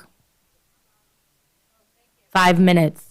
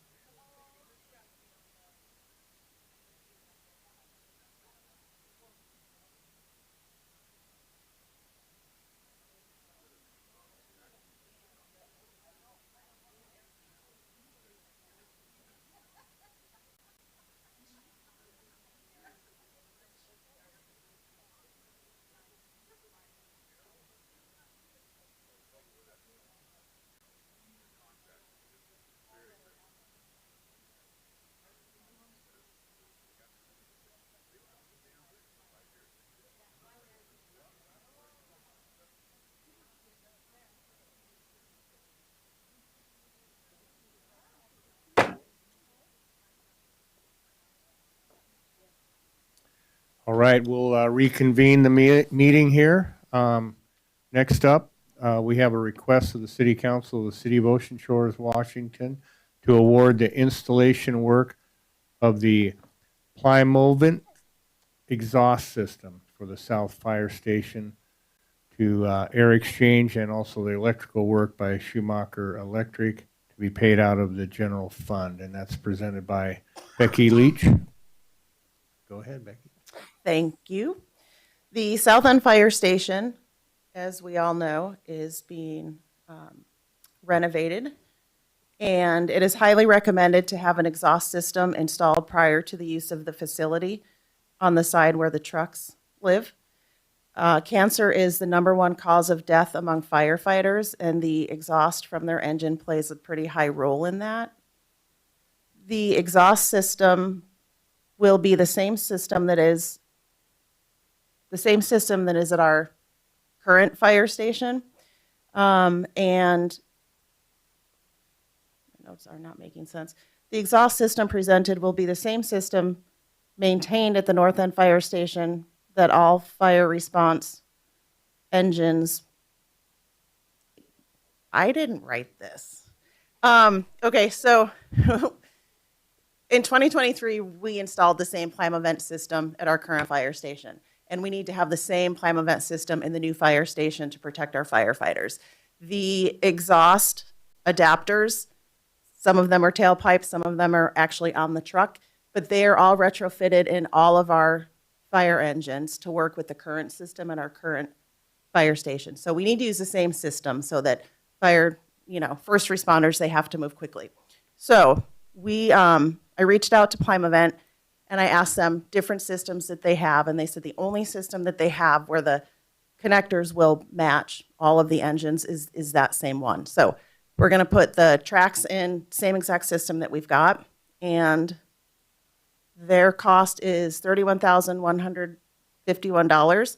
And I asked how we could save money, and they said if we do the electrical ourselves, we could save costs. So Schumacher Electric has given a cost of $5,128.06 to do the electrical work. And my question for council is, what fund should we pay this out of? I don't think it should be paid out of the Capital Facilities Fund because it is not a repair and maintenance to a building that we currently have, but a brand new installation. So the options are to expense from Fund 301, capital improvement, or the emergency care and general fund fire.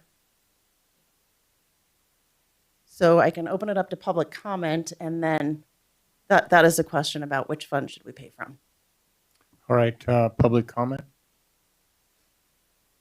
Not seeing any. Council? Go ahead, Richard. So why not fund it out of both? Because one of them is fire and one of them is EMS, and there's fire engines and ambulance trucks there.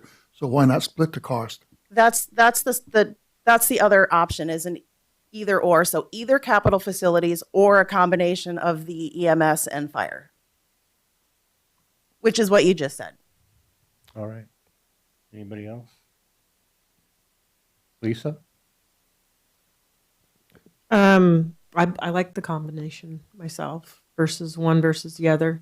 I mean, we're not talking a huge expense amount, but splitting it up would be my vote. All right. We're going to have council action.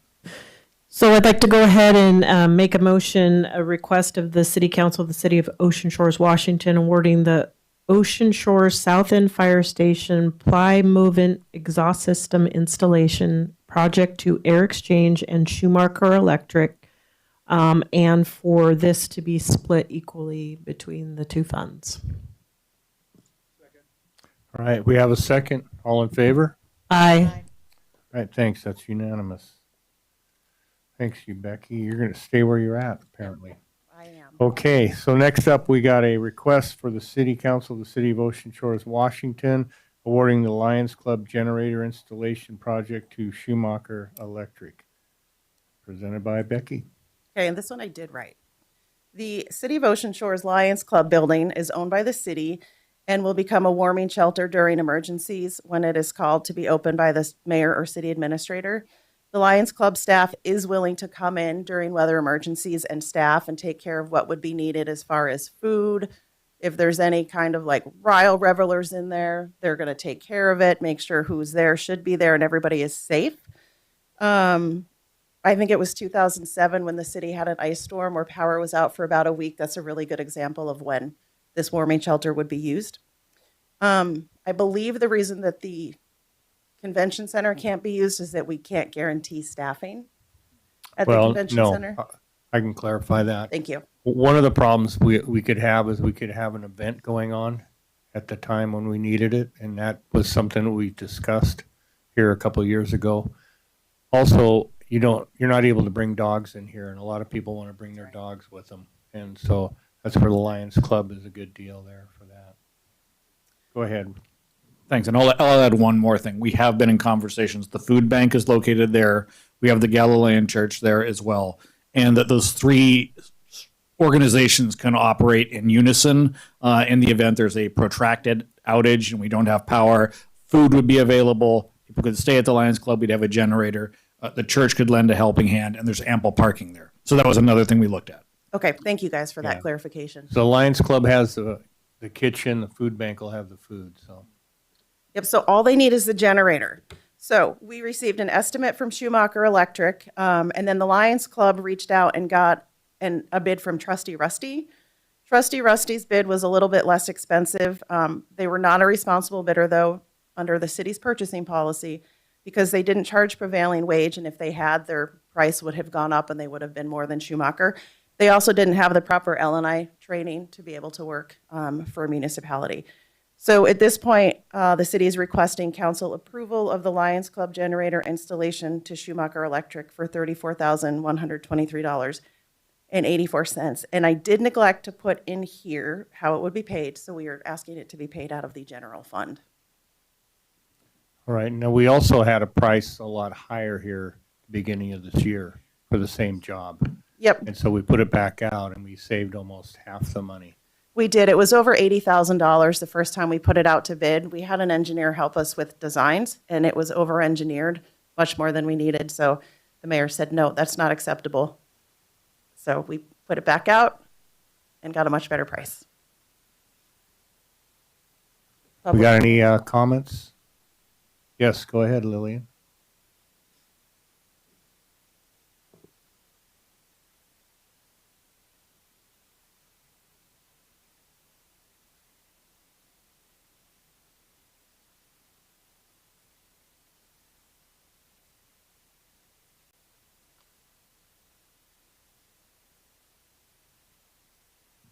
I am absolutely opposed to this proposal, and I would like to know when the decision was made by council to not use this building. The citizens were promised when this building was going up that this would serve as our emergency shelter if we ever needed it. Now, what happened in the big storm is we went to use it, and the city manager, during the build process, when he discovered that they were over budget, he simply neglected to hook up the emergency equipment. So we paid for it once again. And this building is now ready. Staff is certainly under the control of the mayor. We used this building during the COVID emergency. Meals were prepped here, and with the cooperation of the CERT team, and I'm absolutely positive the CERT would step in the case of an emergency. If we had an event going on, I think the event would probably be called off and most people would leave town. We wouldn't be involved with it. The Lions Club is a very old building. It has a small capacity. Its sanitary facilities are below standard for any city building. And not all of the people who work in the kitchen there are certified, have certified food handling permits, as opposed to if CERT came in this facility, we can accommodate a whole lot. Now, maybe we would have to make an exception, one exception for dogs. I don't believe that is a major hurdle. And I think that you are, if more thought is not put into this, I think once again, we're throwing money at a really bad idea. And I don't want to see that happen. It took a long time to make up for the mistakes that were made during the build of this process. And council did take the responsibility and get us up to speed. We have city staff available, we have CERT available. I would like you to go back and really take a look at this decision. I think it's the wrong decision. I don't think the Lions Club building would stand up. And it certainly couldn't hold the number of people you might have. During the prolonged outage, the Galilean Chapel, a lot of individuals in Ocean Shores ran around with their trucks. That's time, Lillian. Okay, All right, we please have any other rethink this. comments? Okay, yes, ma'am.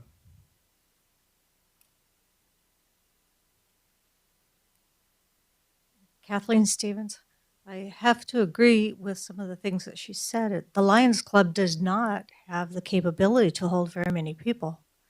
And if the issue is that there may or may not have been a function that's going on, so we can't use the convention center, well, when the power goes out, people are not going to continue whatever it is they're doing. They're going to go, and whatever function will not continue.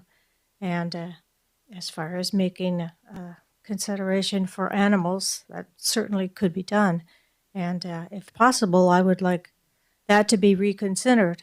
The building, the Lions Club building, I've been there, been in the kitchen, been there. It is an old building needing a lot of repair.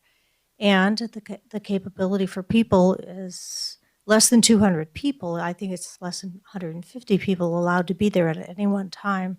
And so if we're preparing that for an emergency shelter, that's not very many people. Got any other comments from the public? All right, yes, Rich? Educate us on the abilities of the convention center. I don't know how many generators we have, how big it is, if it actually operates the whole facility, including all the HVAC. What do you guys know about what its capability is? It can take care of the convention center, the generator can. And we've had events in here when there's been no power, and they were able to continue with their event. And we've signed a contract to do that, and so we can't just boot them out the door. I agree that there's complexity here, and the last thing we're all going to say is that we shouldn't have duplicity, even on a small scale, because I mean, it wasn't that long ago we had an issue, and then we had to make some moves. And actually, this is last weekend. This convention center lost power because the generator failed. So duplicity is not necessarily a bad thing. Yes, Richard? Those with a longer memory than mine, didn't we have a major power outage a few years ago, and we did allow dogs into the convention center? That's my memory. Is that correct? I talked to our convention manager here, and he told me dogs are not allowed. Why? I know the reason is because the kitchen and for food preparation we fall under certain parameters. George could explain this better. Maybe we have to bring him back if this comes back for a second reading. But he knows all the regulations of it, and it has to do with that. So there's certain precautions. There's certain things they have to do because it's an industrial kitchen. So that's the reason. So to amp on what you said, Scott, a few minutes ago, I think the redundancy is not a bad thing. And if it was an extended emergency and the Lions Club failed for some reason, the generator could still be made mobile relatively easy. No, not at all. No, it's going to be able to run a 200 amp panel. It's a big generator. So Okay. it runs off propane.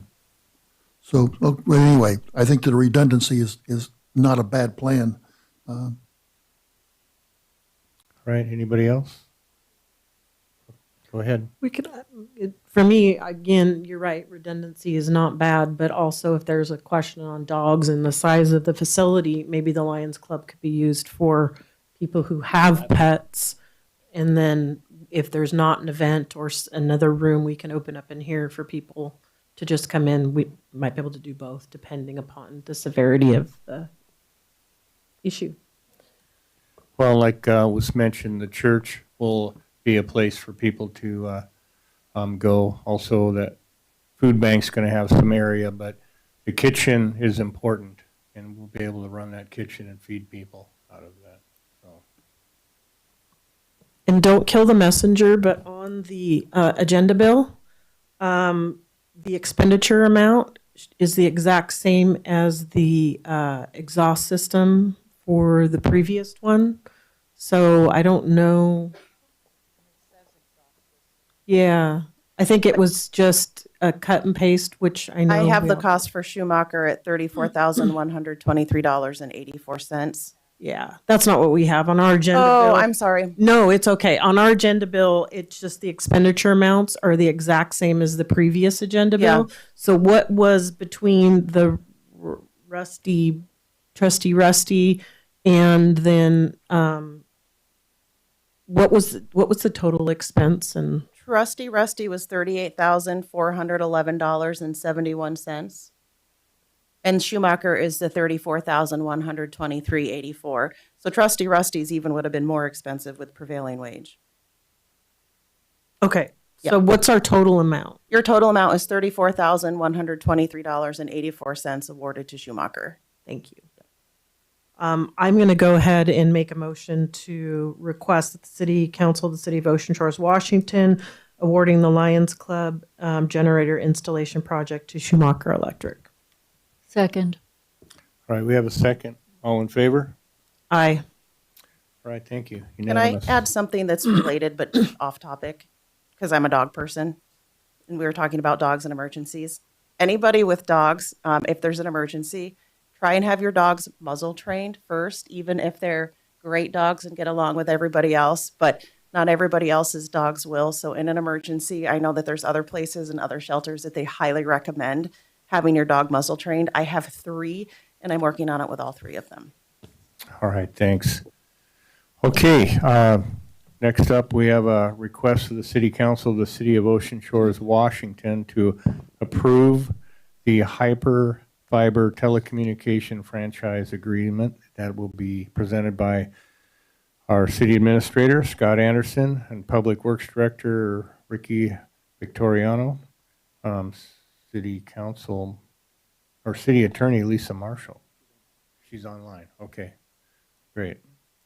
Go ahead, Scott. Okay, well, Kevin and Mitzi, why don't you go up and sit here with us? And these are representatives from Hyperfiber. And this can't pass on first reading. Lisa, do we have you online? I just want to make sure we can hear our attorney. You need to unmute. It's always the technical part. Always.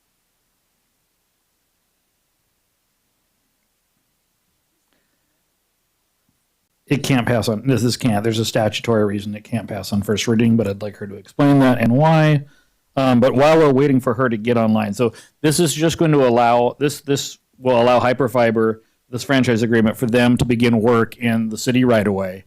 I would have the attorney explain that more while we're waiting for that. Mr. Folk, Ms. McMahon, do you want to just introduce yourselves and say why you're here? Sure. Mr. Mayor and council members, my name is Kevin Folk. I'm the vice president of, my job has changed recently. So I was the vice president of government affairs for Ripple/Hyperfiber. I am now the vice president, regional vice president, and general manager for the state of Washington. So all of our access that we are building in the state of Washington, oversee it. And I'm Mitzi McMahon, Director of Government Affairs. repairs. And Lisa, are you able to communicate with us now?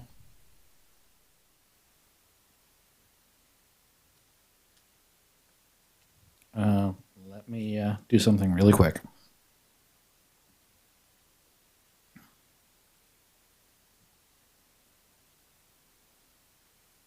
But she is on, right? Frustrating.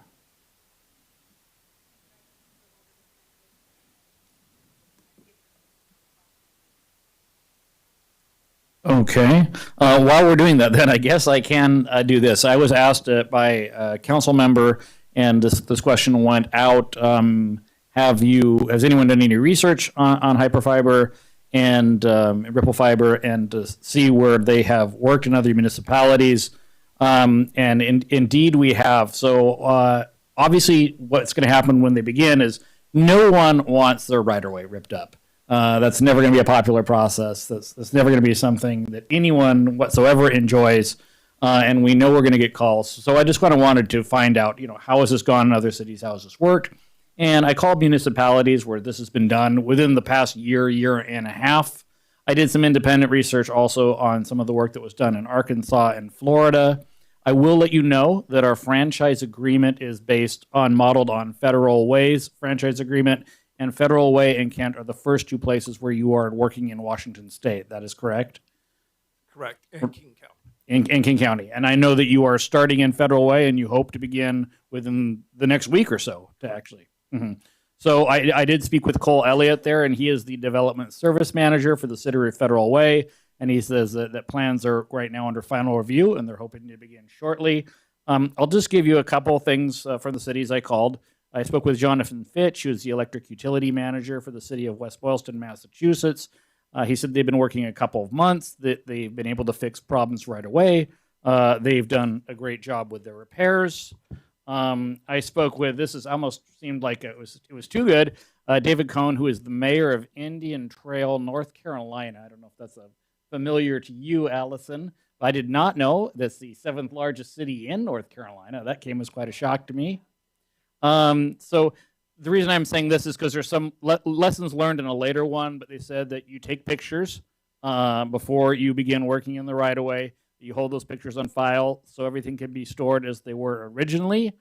He said that they were actually excellent at getting the job done. He said one elderly lady thought that they had broken her sewer pipe. It turned out it was not them. But since that time, they went down there since they had the equipment anyway, and they fixed it for her for free. So thank you for that. He said other companies do work in the right-of-way. He advised the city to always have if you start getting real complaints, issue an immediate stop work order. But he did not have that problem with Hyperfiber, Ripple Fiber, and he was giving them 2 thumbs up. And then I spoke with a gentleman in Westland, Michigan, Mohammed, who goes by Mo, and he is the director of planning and building. And he says it was taking about 2 months to do the construction in Westland. The whole process took about 6 to 8 months. Been very good to work with generally. And this is just kind of a lesson for us. He said the only rocky issue was the start. He recommends that people have badges on when they work out there. And he recommends that the vehicles are marked and that door hangers are placed on everyone's doors before they start work. They did not have a single call from residents about the quality of work, but they received dozens and dozens of calls. Who are these people? What are they doing and why? So just a lesson for us to keep in mind as we move forward in doing that. He said the town he actually lives in Livonia, Michigan, I guess you did that as well. He said that you had a very large town hall at a local brewery, and that was a way of informing all the citizens that made it into the paper so people knew what you were doing out there. So we may want to look at something like that again so we get something in the paper to let residents know while we're doing this. But that's what I found in my research in calling these various individuals. No one had anything particularly negative to say, just cautioned me on some of the processes we might use moving forward. And with that, as we move forward on the franchise agreement, is Lisa now online? Can you hear me now? Got it. Perfect timing. Let's go. Take it over, Lisa. Great. So we put together a franchise for Hyperfiber. that you have before you tonight. I'm here to answer your legal questions to the extent you have them. I'm going to refer to Hyperfiber to answer your technical questions.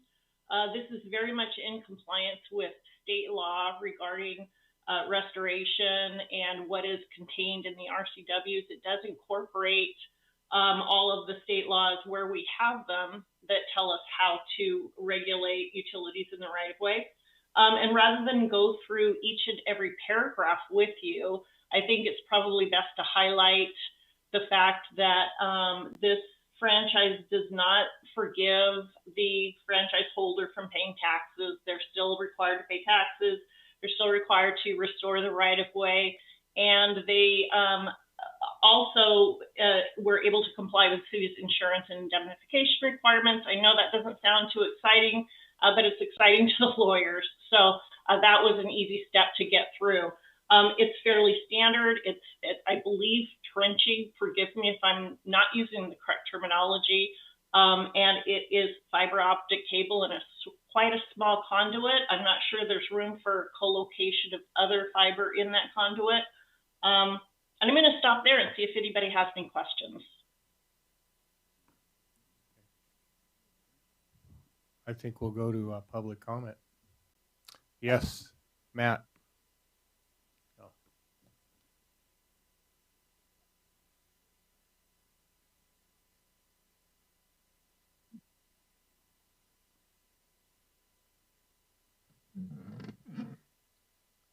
Matt Buchanan, local technology super nerd.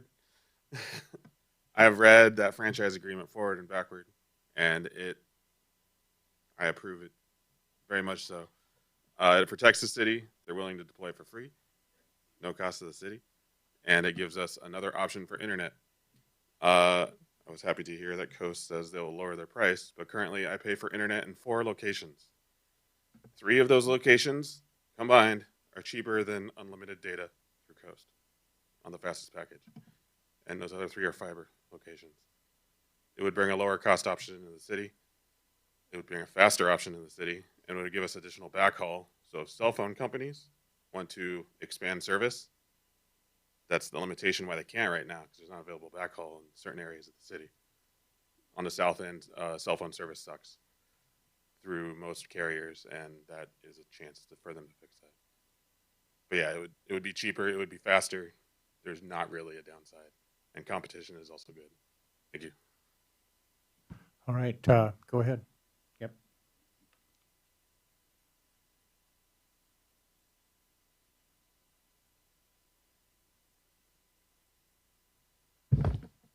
Hey everybody. So so my name is Ed Hewson. My family owns Coast Communications. This is 58 years here in Ocean Shores, and we have, I think, 15 local employees, including customer service and technicians and everything. And so as I think was spoken a little bit earlier, I think this is.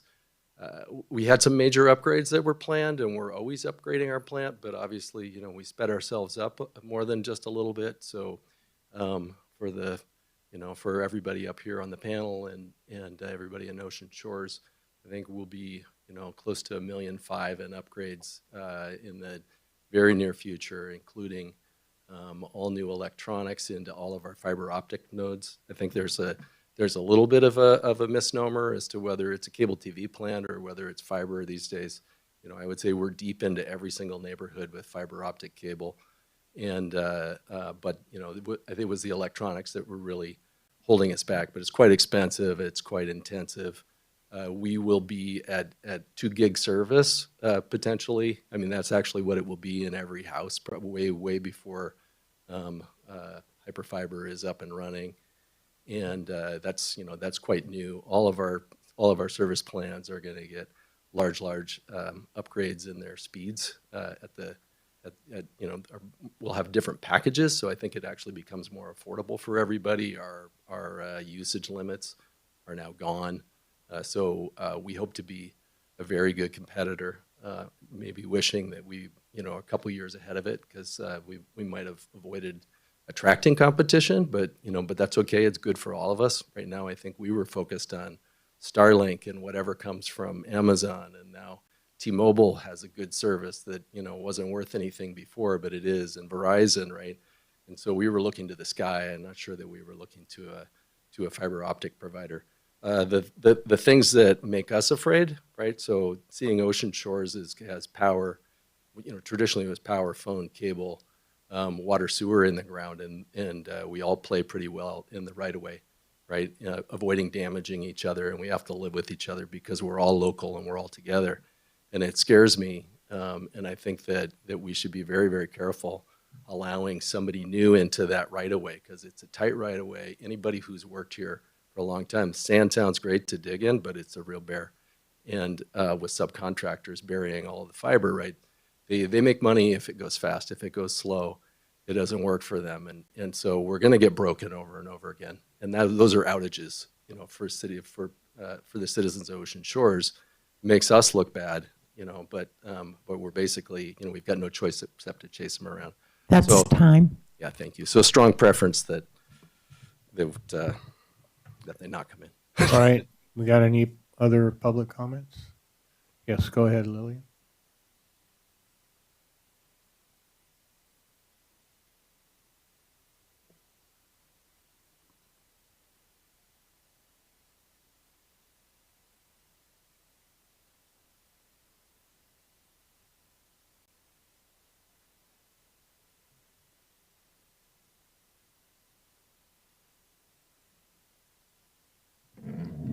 Lillian Broadbent, longtime resident.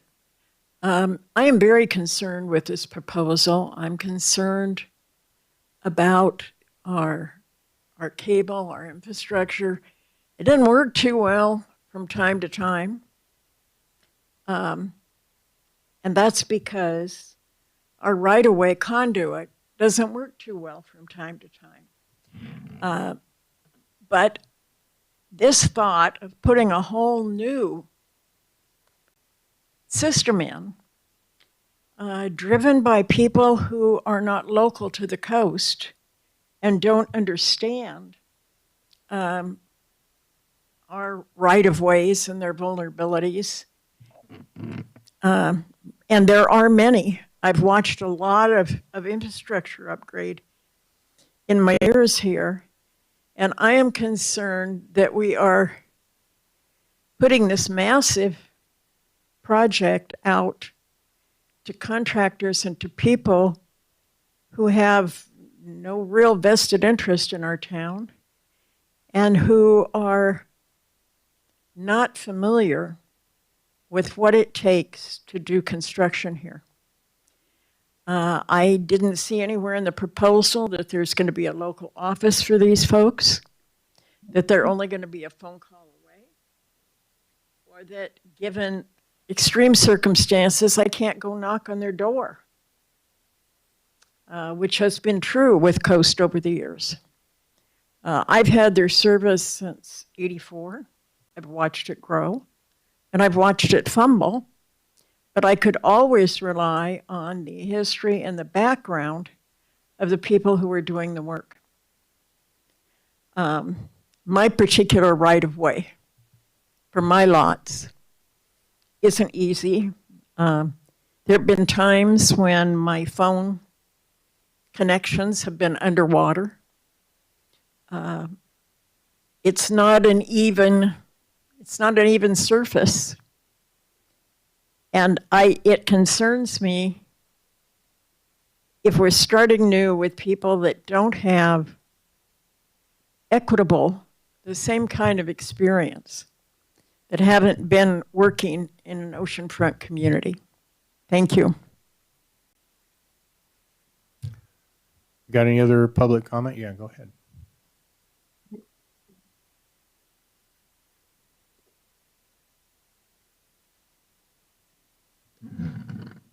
Just a few comments from somebody that does work in the right-of-ways on a regular basis, and I do manage the crew that works out here. And we are there's certain things that you have to go through, and I'm sure that Hyperfiber will do that as well, as far as, calling in locates, putting white paint on the ground, and then moving forward with the excavation. There is, as Ed mentioned, there's a very narrow right-of-way when you have the road edge, and then you have a narrow right-of-way there, and then you have a ditch line, and then behind the ditch line is the Salal and PUD pedestals and our pedestals and whatnot. And to try to squeeze another utility in there, there will be damage. And you know, when you trench through the line, we don't know about it until the customers call us. And then we have to go out there and excavate that damage and repair the damage. And it happens right now just under, you know, when the PUD's out there and they're going to be installing new service to a new home. They hit us on occasion. The city water department, sewer department, you name it, you know, we get hit all the time. And that's just under routine maintenance. That's not talking about a widespread infrastructure placement. You know, so I just, you know, each time that our system gets damaged, it not only causes an outage to our customers, but it also degrades our system, because now we have to go out there and splice it. If it's our fiber that gets hit, we have to, you know, if it's underground, we don't have the storage to pull from each side to do a single splice. We have to place two pedestals, and so it's a lot of time, it's a lot of money.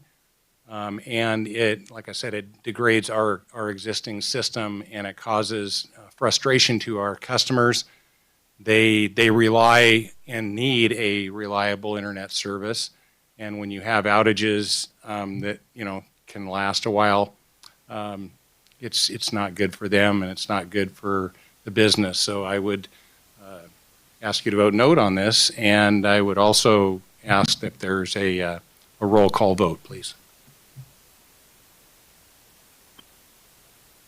All right, we got any other, we do. Yeah, go ahead, Don.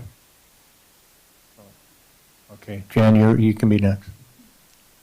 Yeah, I looked at the contract too, and it's not an easy read, but I think it's pretty much covered because of the responsibility of the attorneys here. But I'm concerned about the question of service, for example. I know that with Coast Communications, I'm a customer of theirs on internet, and having a local office is really important to me. And having somebody to call and have a guy out at your house at no cost within the very next day to help you with your problem is very important. So I'd like to get some comments from the proposed company here about how they plan to run their customer service in the city available. And I think somebody mentioned the local office too. And I'm not concerned about knowing what the rates are, because by the time this thing happens, there's going to be so many alternatives, including, you know, Elon Musk up in the sky, who's now going to 6G, I understand, is going to be available to everybody. And so there's going to be a lot of choices, and this is another choice. And if that's what you want to have, we can have it. But I'm really concerned about knowing more about this customer service, and also about the plans to expand the entire city. Nothing in this contract requires them to cover the entire city, as I can see. And I want to make sure that the plans are going to be for the entire city within the 5 years. Thank you. All right, go ahead, Jim. Thank you, Mayor. Jan Hyatt. Several questions. I've had Coast for a long time, and I'm totally happy with them. I'm also very pleased to hear that they will be installing the Hyperfiber also. I didn't read the entire 17 pages. I glanced through. I'm not an attorney, and there were several terms in there that were confusing to me. My main concern is one of them is who will be around to help us. When I had a problem with Coast, I had somebody come out immediately, within an hour, and take care of my problem. How will this work with the new company coming in? And again, it's not Hyperfiber anymore. I do believe it's just Ripple.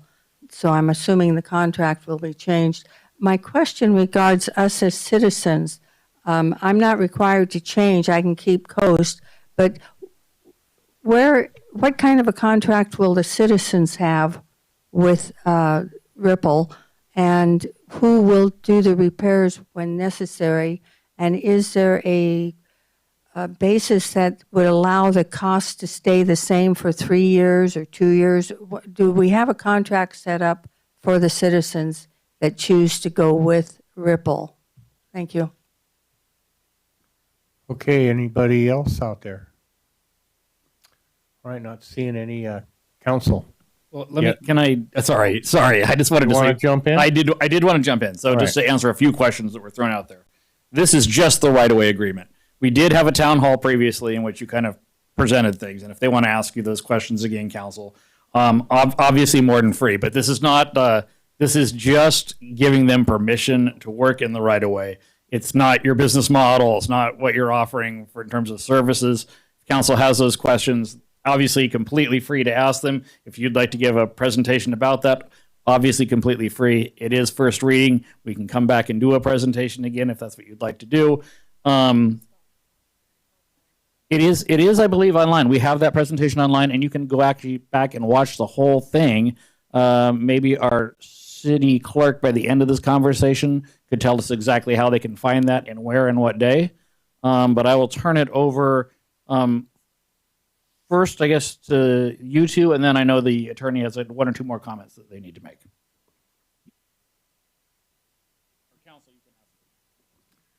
Yeah, council got questions? Lisa? I'm sorry, I didn't hear very well. Just the item 12 that we were going to talk about the security bond, but we can wait on that until council has questions, or if that council question comes up, you can jump in. So I see in the agreement, my concern is the right of way, and Ricky maybe can help answer this question as well. But any time that there are cuts made in our asphalt for new utilities going in, and I see it's a 2-year period that you may monitor that, but those patches don't last very long. And I know you've worked in beach communities. This one in particular, our tide table is really high. We get a lot of logs that come through, and those patches just don't last. So I realize that it's only 2 years, but that's my biggest concern. Especially we do get a lot of standing water out here, and most of the speed limit signs on the main drags are 35 miles an hour. So you can hydroplane on that pretty easy. But that's more or less my biggest concerns. Do you, Ricky, quick question, just off the cuff, do you know how long, what you're seeing on those patches, and in particular, if anything works better than others? Yeah, so in the past, we've used cold patch on those, which is a premix bag. That doesn't typically last long. What's been a newer standard practice has been keeping them filled in with gravel until the hot mix asphalt plants open up in the summer, and then we get those approved. In the last year, we've been using TBD funds for those. It is worked into this agreement that they will cover that when they cut asphalt to make those fixes. It's my understanding that the main target will be doing bores to go underneath the asphalt and not disturb anything on the surface, besides 2 potholes. All right, thanks, Ricky. Yes, Richard. So I have basically 2 questions, and one of them was addressed by one of the public comments. Will your service be offered to 100% of the residences and businesses in Ocean Shores? It really depends on the design as we work through that. The one thing that we don't want to do is overbuild, another competitor. That is also a challenge there, but we understand this is a very disruptive infrastructure project. It can be disruptive, but we want to be responsible for what we're doing. So, we want to partner with Coast and make sure that, if there's certain areas that are served already by fiber, one thing that will add up to this is 100% fiber optics. It's 100% that provides a synchronous speeds. So it's a multi-gig, 10 gig network that essentially, if you wanted 10 gigabits at your home, you could have that. The synchronous is your download and your upload speeds. So your upload speeds match what your download speeds. So if you're getting a 1 gig service on your download, your upload is 1 gig. That's the benefit of fiber, 100% fiber optics. The questions that came up about the roadway, like you said, the boring, we typically do underground boring. We don't do a lot of trenching and cutting. And we've talked to Ricky multiple times about understanding what the water table is. In North Carolina, we do a lot of work out in the Outer Banks, so we're pretty used to the sandy. They probably have a little higher lower water table than you guys would probably have here. But, we're very experienced in how we work through that. There was questions about being local. I will add that Mitzi, her family owns a house here in Ocean City or Ocean Shores, and so she's very familiar with the community. So there are some local aspects to what our company brings. I will bring up also there was a question about Ripple Fiber and Hyperfiber. Hyperfiber as an entity still exists because we are licensed in the state of Washington as a CLEC in the state of Washington under Hyperfiber.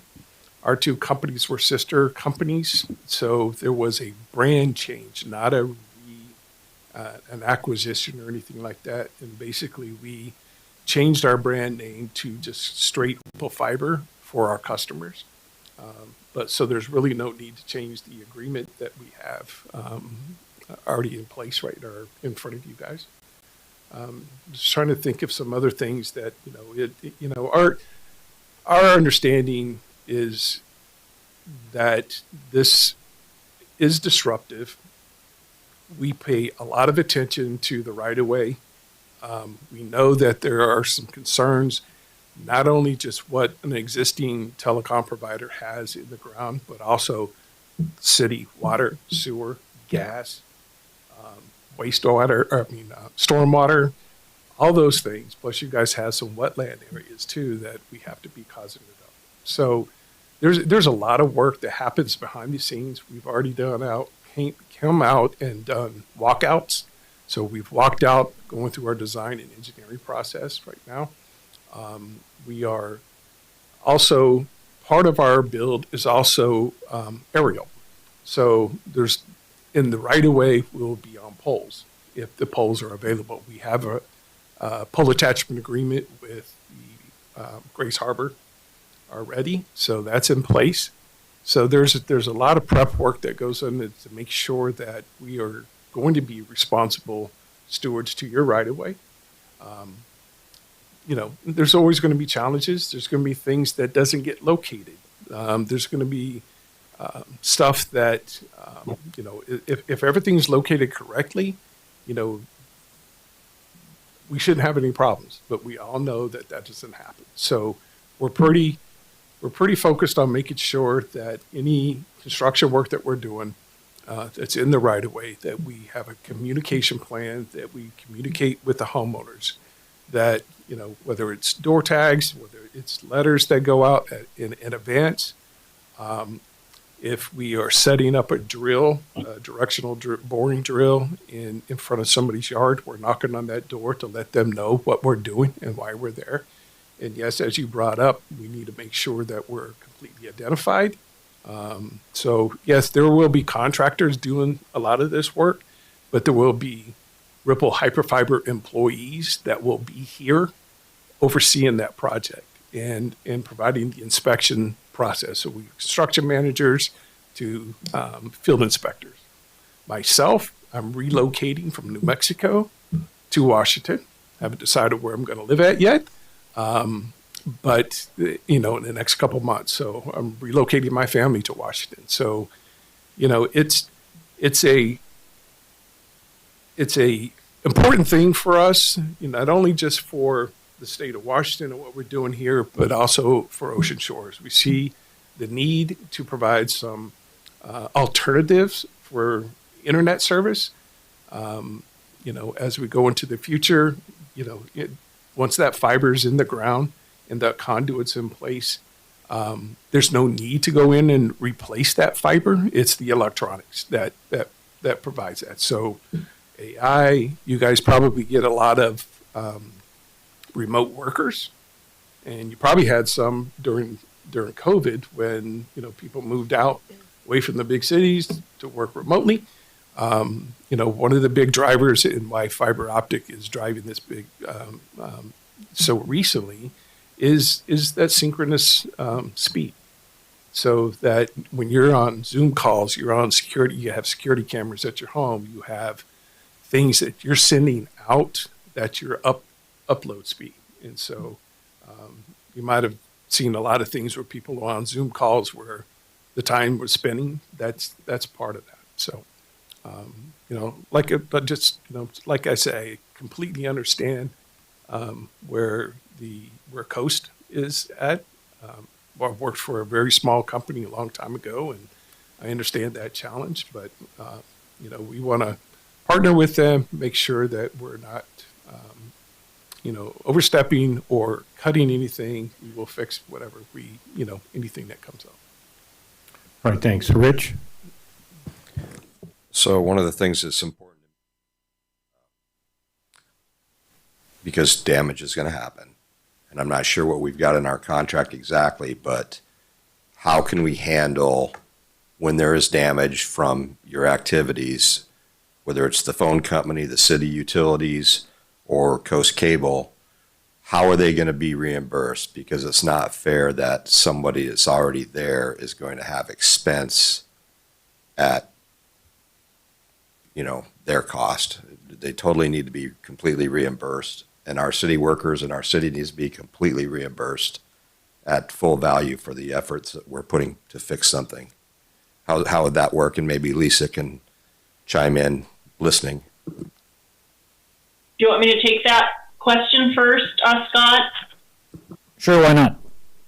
So we've drafted the franchise with a section 12 that requires Hyperfiber to post a security fund, open a security fund, we're calling it, and it will either be it's $100,000 with cash, a bond, or an unconditional letter of credit. The idea behind that security fund is to address things that need to be taken care of. And for example, if there is a mess because something has not been restored, if there is a pothole that hasn't been, or pavement that hasn't been satisfactorily replaced. This security fund allows us to pay for and have that fund replenished during the term of the franchise. So that addresses some of the concerns raised. One of the things, since we're talking about it, there is a Section 8 also that allows the city to submit its invoices to Hyperfiber for my time, other staff time, equivalent hourly rate for staff time, so that it can be reimbursed for negotiating this franchise. And Lisa, just to jump in really briefly, you also mentioned that $100,000 figure for the security bond was not set in stone. We could ask for more than that. $250,000 is also a possibility. You even mentioned a $500,000 security bond. I don't know. I haven't done the research to see what's typical on that. You may have more input on that, but $100,000 is what federal way required, if that's correct. Right. I've seen franchises with $250,000. I think I recently negotiated one that had a $250,000 security fund. I represented the city of Burien many, many years ago, and at that time they had a $500,000 security fund. City Administrator Anderson, you also asked me one more question. I just want to mention before I lose the floor, and that's 35A47, I believe, is the section that requires us to have 2 readings. So this is unfortunately something in the state law. We can't pass it on the first reading, so this will come before you again. Okay, Scott. Right.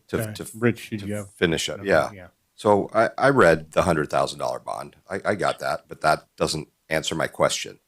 So you said that the city's got protections. I appreciate that. We submit invoices. So what does the telephone company do? What does Coast Cable do? Do they just send an invoice to them and expect it to be paid? Do they send it to the city for the city to submit it to get paid? I know what happens. So what's conduit are we setting up now to make it stress-free for the person that's being damaged, for the company that's being damaged? Because I appreciate these guys aren't trying to get out of paying for things, but there needs to be more formal agreement and fast action at paying somebody back for them fixing damage caused by others.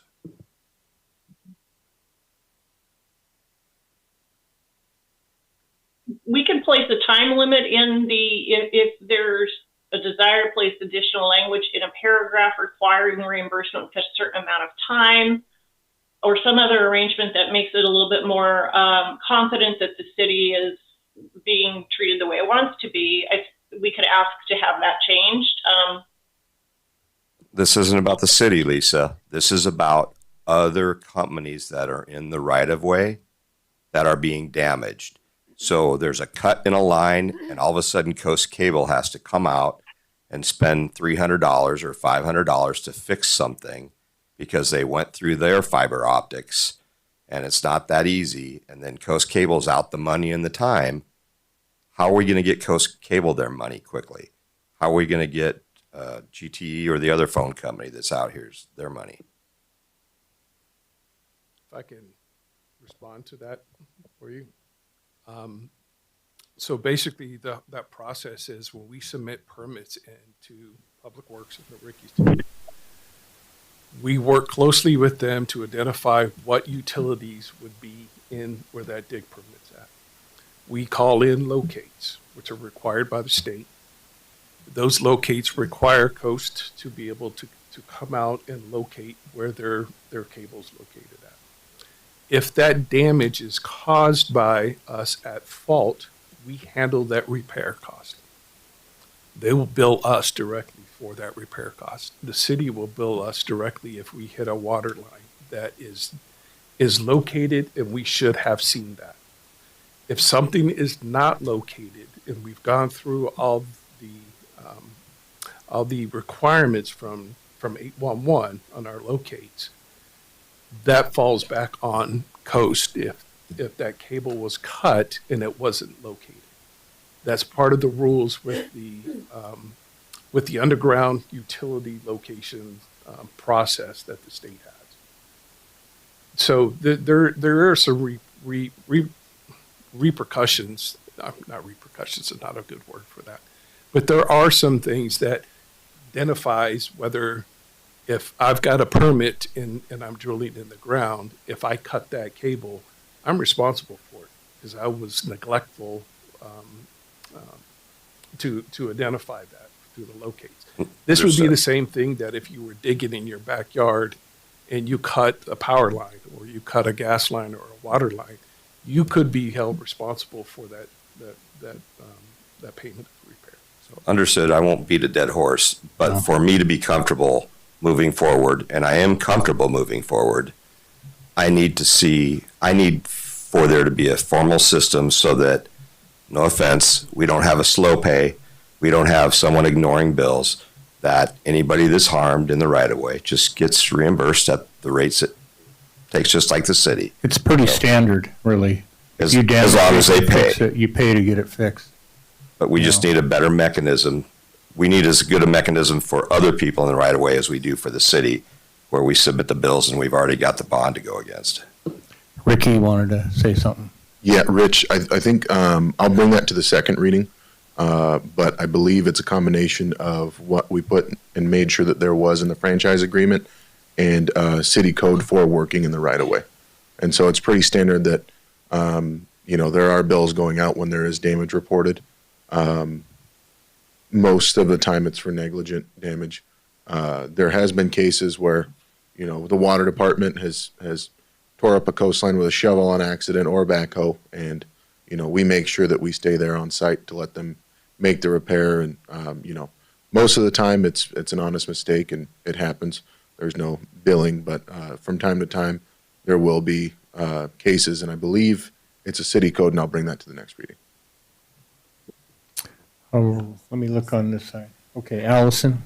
I also like to Google, and going through and doing research on customer service, and I'm seeing a lot of things as far as property damage, work stoppage, actually in Lexington, South Carolina, issues. So if you come into people's yards and the damage that's done there, how is that going to get resolved? Because I've seen a lot of those type things with the Better Business Bureau. We would only be in those customers' yards if they order service from us. Most of the work is going to be done in the right of way. We won't do any digging in a private property without the homeowner's approval. All right, yes, Lisa Griebel. Could someone explain the piece about location? So whose responsibility is it to locate where the utilities are or where other service providers are before the diggings or trenching or boring starts? Yes, go ahead, Ricky. So there's a database online, and when you call 811 for a dig, or for locates, or you sign into your ITIC program, which is what Washington uses, you put in what coordinates you're doing the work in. So most of Ocean Shores is section 17 north, township is usually 12 west.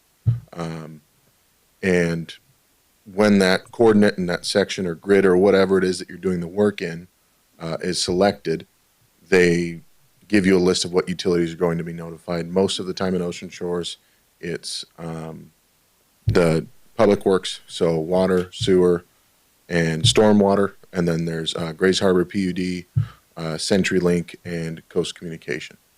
And so they handle the notification for all of that. It's Washington One call, and that's it's a pretty streamlined process. And from time to time, there will be mistakes that one utility doesn't get notified, but usually a call will fix that. All right, thanks, Ricky.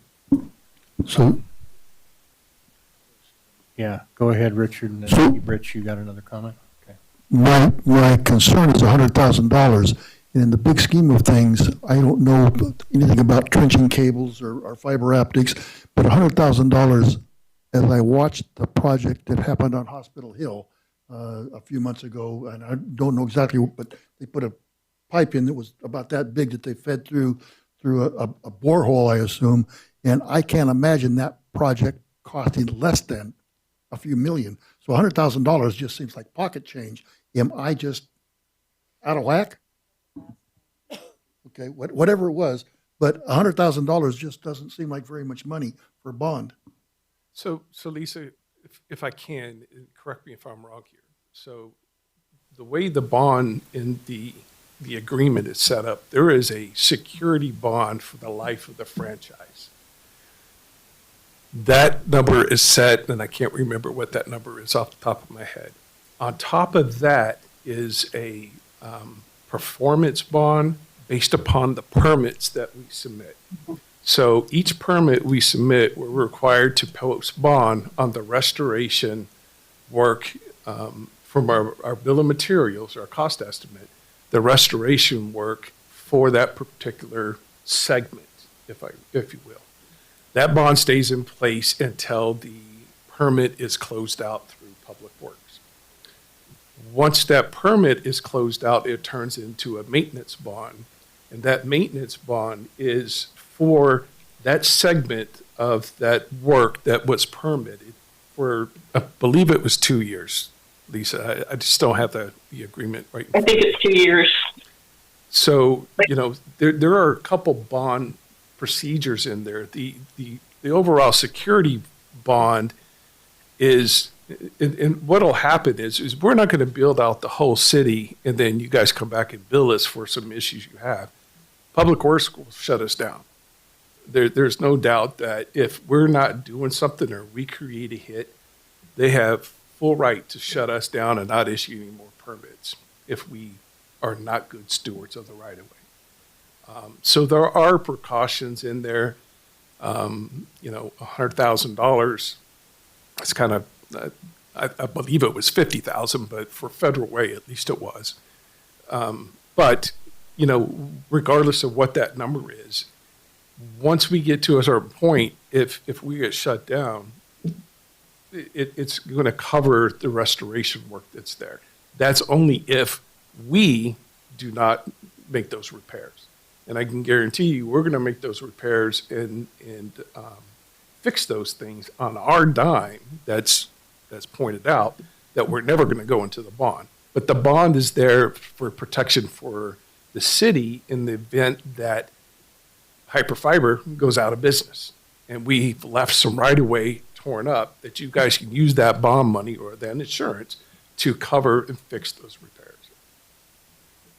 I just want to say I'm in favor of, in general, I think competition, I agree with Matt Buchanan, competition is a good thing, but I think we all have questions, and I appreciate everybody's concern about getting the questions answered.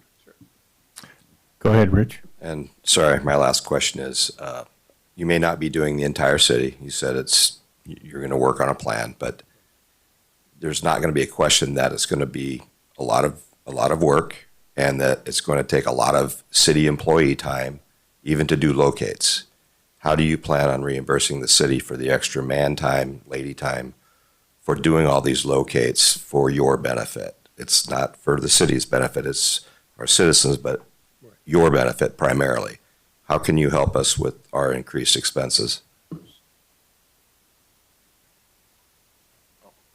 Sorry, I was going to wait and see if you wanted to touch on that first. So the biggest thing that we're going to do to try to save the city money, and you know, obviously just the burden of man hours or woman hours, is that they're going to be hiring a third-party inspector that will give us weekly reports, or probably daily reports to start out, and then from there on move to weekly reports to go over work to be done and what has been completed, along with anything that we would like to see from them as far as documentation on, you know, before excavation and after excavation, or anything that really happens. As far as locates go, you know, everyone is calling in locates 24/7. So that necessarily, you know, isn't going to be, it'll be an added burden, but it won't be nothing necessarily that we see from time to time, or that we don't see from time to time. You know, realtor signs going in the ground, that's a locate. Someone wants to redo their mailbox, that's a locate. Those are one-onlys, though. This is a big project. Yes, it's different, and you are already doing those. You're not doing a whole utility, though. So typically, you know, I guess what Coast is here, they might want to, you know, touch on that in the second reading for public comment. But I think for most locates, you know, you're going down the road from where the locate was called in anyways to put your tone wire on and hook up to that, and then you're walking most of the street typically to do a locate for an area, depending on how big the excavation site is. When you're talking about, you know, a bore where they're going to be crossing under the road, you're going to locate anything that might go under the road parallel with it, and then you're going to locate the 3-foot section that they're going to be crossing that utility. There isn't necessarily going to be any massive areas off the top of my mind that are going to be, you know, once they get their work in the ground, it's going to be, you know, in less than a city block for locates, is my general understanding and assumption on that. They could touch base on that on work to be done, but. We typically submit a permit for 3,000, I think it was 3,000 or 5,000 feet at a time, to make sure that, especially as we're starting off, as we get a feel for what's at the ground, and work through the process with Ricky's team, is to ensure that we've put everything on our permits, that with the design work that has gone in, the engineering work, and then we might increase that, but we're not going to be working in all parts of the city. We're going to be working, the way this construction project works is you build an optical terminal, if you will, and then from there, it kind of spider webs out into the different neighborhoods as we go. So, there could be 3 or 4 crews at the time working on those. They cannot do any work until all those locates are done and all those are submitted in. It's not, we're not sending in 50 crews to just tear up right-of-ways right up there. And, it's important. I know it's important to you guys. It's very important to me that, I have no quorums of kicking crews off of jobs because they didn't follow the rules. If we are causing grief to the residents, they're not going to sign up for our service. So it does us no good to come in roughshod. So we want to be a responsible party with the city. All right, thanks. Any other? Yes, Denise. Yeah, I just wanted to say I appreciate your coordination with our Public Works Department. I think that's extremely important. And, to reiterate what Matt Buchanan said, if someone needs that technical ability, the bandwidth, that's great. If someone wants to walk into Coast Access, and thank you, because I have a technician coming out to my house tomorrow. For the people who appreciate that, all this does is give you a choice as to what option you want. All right. Any other questions or comments? I guess we're done. Thanks for your time. Scott, did you want me to? Yeah, why don't we patch in Himani and Brandon Bourne? Did you want me to go over where to find the Hyperfiber town hall stuff? Yes, why don't you, or you can say that tonight, and then also you can post it online, please. So the slideshow presentation is located on the city's document center. You would select the city clerk folder, then the town hall documentation folder, and then there will be a town hall 03/24/2025 Hyperfiber folder. That's where the actual presentation is. And then the recording is on the City of Ocean Shore's YouTube channel under playlists, then town hall meetings. Then you select the video titled 03/24/2025 Town Hall with Hyperfiber. And let's just create a link for that tomorrow, post it on the city website so everyone can find it. All right. Thanks, Nicole. So next up, we have a discussion that's going to be Point Brown sidewalks. That's led by City Administrator Scott Anderson, Project Manager Becky Leach, our Public Works Director Ricky Victoriano, and UW Livable City Consultant Humani. All right, good evening. Our final item on the agenda. And I will speak to a comment that was made earlier by Lillian Broadbent. We're talking about a move, this is the very first move of a pawn, one square forward. And I'll explain what this came from and why we are even doing it, and then I'll kind of turn it over to them. But we had a town hall meeting on Wednesday, January 10th in 2024 at 6 o'clock. And we took a list of priorities from what people wanted to have done around the city and things they wanted to see.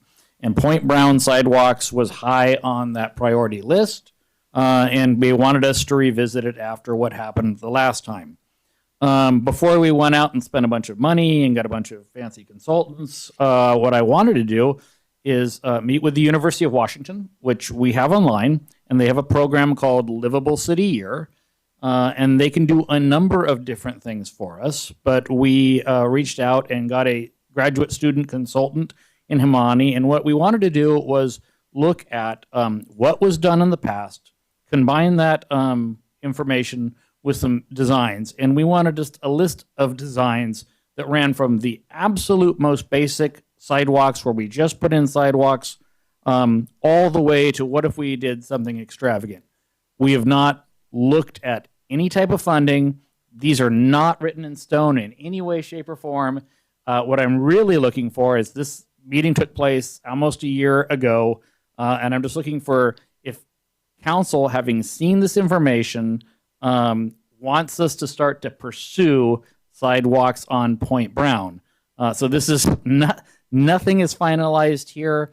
The one thing that the University of Washington can offer us through its Livable City program that we can't get from a consultant is they can do a number of different things. If we want them to research grants that have been given, safe routes to schools, they can get a team of graduate students together. They can do that at extremely low cost. They can review proposals that have been sent in, and they can say, hey, these are the proposals that scored highest. These are why they scored high.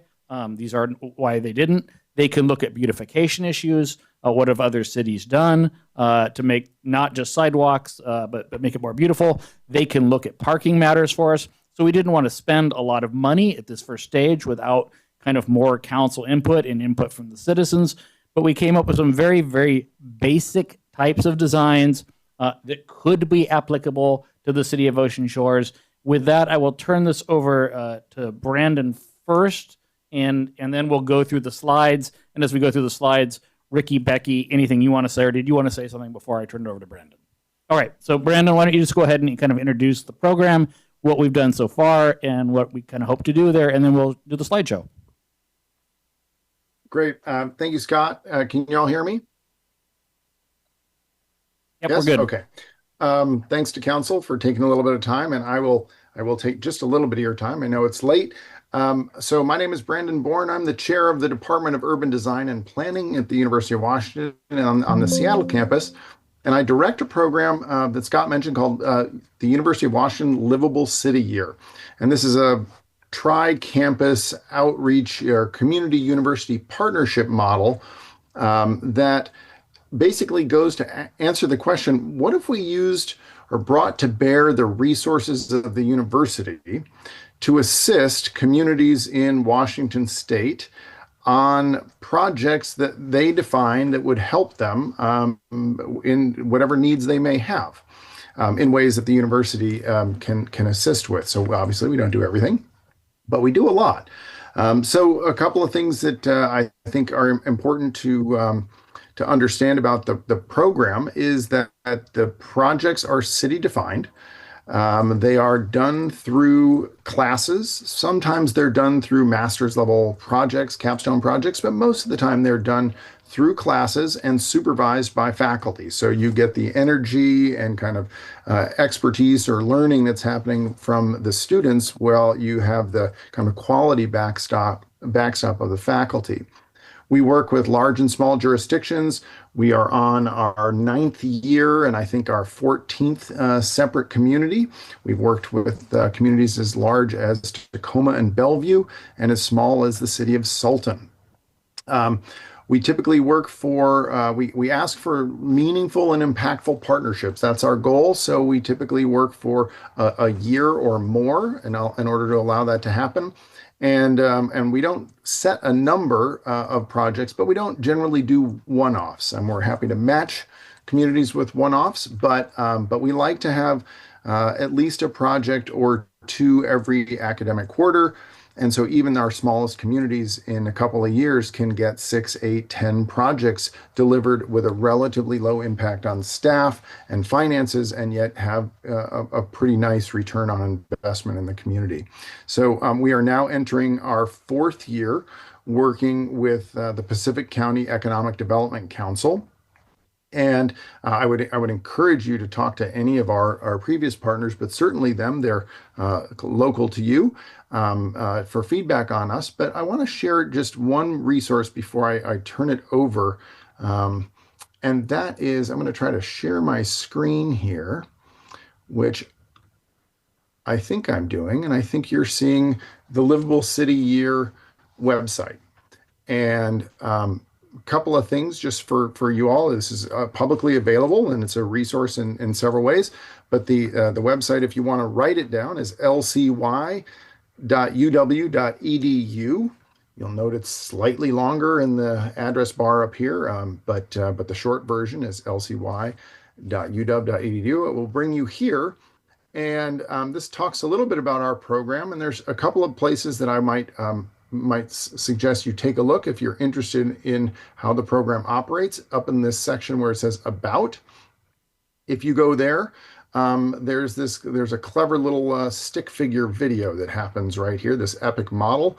It takes about 2 minutes. I won't do it now, but it's a very succinct summary of how we operate. And if we go to the projects list, you can see all the communities that we've worked with from 2016 until now.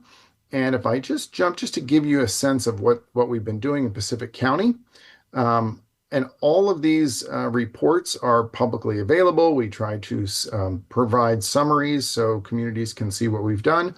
But even in listening to today's council meeting, I agree with Scott that we do a lot. Students have a lot of energy, and they are an efficient use for finding, or efficient way of finding out things, doing data searches, outreach, the kinds of things that either staff would be expensive or maybe just not enough staff time to do.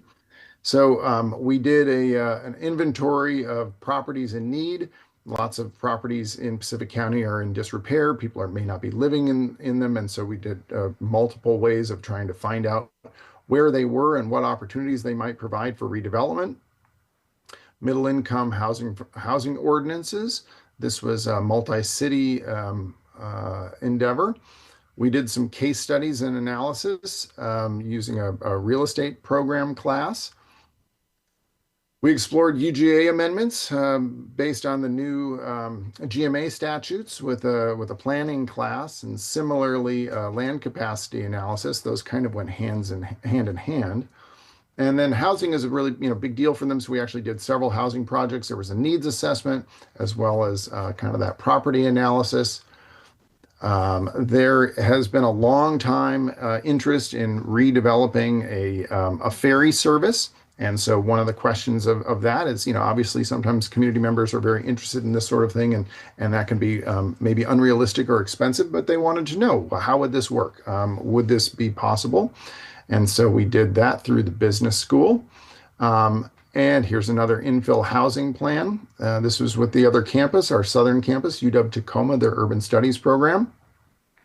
And so anyhow, I won't go through every single one of them, but you can see the different types of projects, and it really depends on what the community leads were interested in, from EV charging, housing. Here's a South Bend waterfront revitalization, and a similar one for downtown Raymond. So that's all available to you, and you can see the white papers or reports as resources. So I'm happy to answer more questions about Livable City Year, but it is a resource that we think at the University of Washington is something that we really like to let communities know about, because we like to work in our local communities. So with that, I will stop screen sharing. Okay, thank you very much. And I know obviously it's late, council's here late. And as I said, this is just an opening salvo. I just kind of want to get a sort of a thumbs up from council that this is something they're interested in moving further on. So with that, let's just put the slideshow up there and just see, we've learned some interesting things about the city right away. We've discussed utilities during this process, and we just have some very, very basic models. I don't know, maybe Ricky and Becky, if you want to kind of walk through the slides as they go, and then Himani, you can chime in with any thoughts that they haven't addressed. So let's get it rolling. Hi all, thank you for giving me this opportunity to present the slides. So let me share my screen, and I have the deck here.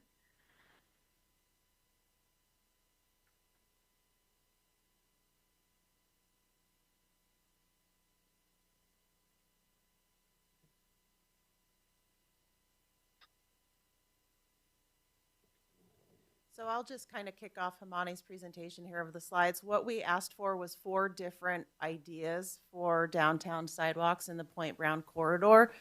One of the things that we've been talking about is what's one of the number one things that could be done to make Ocean Shores even more awesome for local residents and visitors. So we've got 4 different options that she's going to talk about. The first option talks about like fancy parks. They're called parklets. They're beautiful, most expensive option. And then when we get down to option 4, it's just sidewalks. So that's what we're looking to kind of get a feel for. What is council interested in doing? What would you like the city to pursue going forward, if anything? All right, so next slide, please. So go ahead and these are the current conditions. You know what? Go back to the current conditions one, please, and I'll let Ricky speak to this. And I'll catch him completely off guard in doing that. Wasn't ready for that. All right, I don't really know what to go over right now. This is the current, the existing state of Point Brown Ave Northeast. It'll be from Chancellor-Mare Northeast, or Chancellor-Mare, I guess, at the roundabout north to the city gates.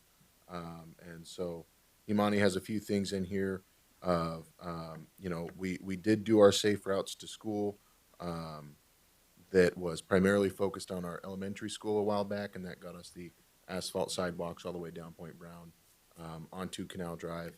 And that really kind of would cover our public safety part. Goes over the traffic that we can handle on Point Brown. And let me help you out what I wanted you to actually talk about here. So maybe, sorry, my bad. So the 120 foot of city-owned right-of-way is slightly more than I think we'd actually anticipated. But what I really want to talk about is that we know that there are utilities under there. And maybe just give them an overview of what it means to be working in that 0.06 mile stretch. Yeah, it's about the busiest part of town that you could get into as far as utilities. So currently we have a water distribution main in the center of the median there. It'll be on the east side of the center median. We have other utilities like Coast Controls, PUD, and there's another one. I'm blanking. Sewer is not in that median there, but as part of, CenturyLink, thank you. And as part of moving forward with this project, there is a force main that ends just north of the roundabout there that we would include in this project, and that would be extending that gravity main, force main. It's a force main that turns into a gravity main at the city gates. But we would extend that north from the roundabout through Point Brown Ave to Damon Road or State Route 115, and we would eliminate the sewer main in the Oyhut ditch. That's perfect. Thank you. I know it wasn't exactly a Ginger Rogers, Fred Astaire moment there, but thank you. That's what I wanted to get to. Okay, next slide. Okay, Hamani, why don't, I think this one kind of actually just speaks for itself. The conceptual site analysis just kind of identifies where key things are, and we'll put this all online for you. These are some places where we could put proposed crosswalks. We already have the one proposed crossing 4, the ones at Playtime Family Fun. And I think a lot of this actually came from the earlier studies, if I'm correct, Himani, or are these your projections? Yes, some of these are clubbed with the earlier studies, as well as some of the site visits I conducted in the city of Ocean Shores. So I would like to go through the slides. So right at the top is city entrance, and city entrance, Point Brown Avenue, and till the city of the La Chancellor's Avenue. So it's a 0.6 mile stretch, and it acts as a major spine to the city and the major gateway. So this stretch really requires the proposal of sidewalks. So the existing roadway width is 70 feet, and we are taking exactly 6 feet on either sides, and that is coming up to like 82 feet wide. And that would be discussed like further in the further slides for the options we have developed for sidewalk for the Point Brown Avenue.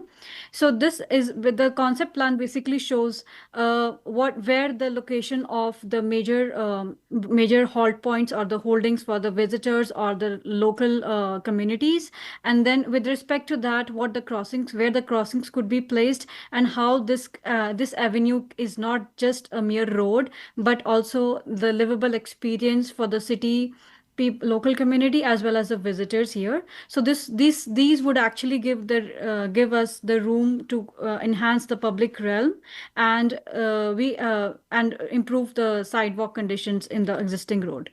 Thank you, Mani. Okay, so this is the current scenario of Point Brown as it exists today. I don't know if anyone has questions or comments on that. Himani, did you want to say anything? Ricky, Becky? Go ahead. So currently, actually, this is a better explanation of where our utilities sit. We do have some aerial utilities there, but a lot of it is in the ground in the median there in the center. We have a water main on the right side of that tree, I guess. And then we also have a few utilities on the ground on the left side as well as on the shoulder of the left side there. So there is, and then the sewer force main would be on the right shoulder here. Okay, great. So now let's go to our first model that we have, that we're kind of a proposal. And Hamani, you go ahead and you can just talk us through this one. So proposal one is adding on 6 feet sidewalks on both the sides as seen in the diagram here, illustrative diagram. And then we have 8 feet wide parking lane on both the sides. And in this case, we are reducing the median width from 25 width to 12 feet and 2 travel lanes on each side, 11 feet wide. So which gives us the sense of public safety, 6 feet wide sidewalk, and then we have a parking lane. And this is the additional parking lane to what the existing parking is there in the existing businesses. So the intent of this design is not to disturb what exists on this, just taking 6 feet wide sidewalks from the existing roadway width. Yeah, so this is just sidewalks. We're not touching the median at all in this model, correct? We are touching the median. Oh, wait, we are. Sorry. Touching it to 12. Yeah, half. Yeah. Okay. All right. I'm like confusing it with another one because I forgot we rearranged these. Okay, so let's take a look at option 2. So option 2 is having no parking at all. Parking would be on-street parking would not be there, and instead of that we have 10 feet wider sidewalks, and rest all stays same as option 1. That is 2 travel lanes on each side and 12 feet wide the median width. Okay. Let's go to option 3. So option 3 is having parking lanes on each side. So this is basically the extension of the option 1. So having the wider parklets. So there are green spaces along the Point Brown Avenue. So which could be used as small parklets that could extend up to like 11.5 feet wide, and it could create a good sense of living experience and public realm around the avenue, and a good welcoming experience for City of Ocean Shores. Terrific. And then option 4, if that's the one that, yeah, because we've moved these around. Yeah. So go ahead. So option 4 is this is what the existing roadway that is 70 feet wide, and just adding 6 feet wide sidewalks to it.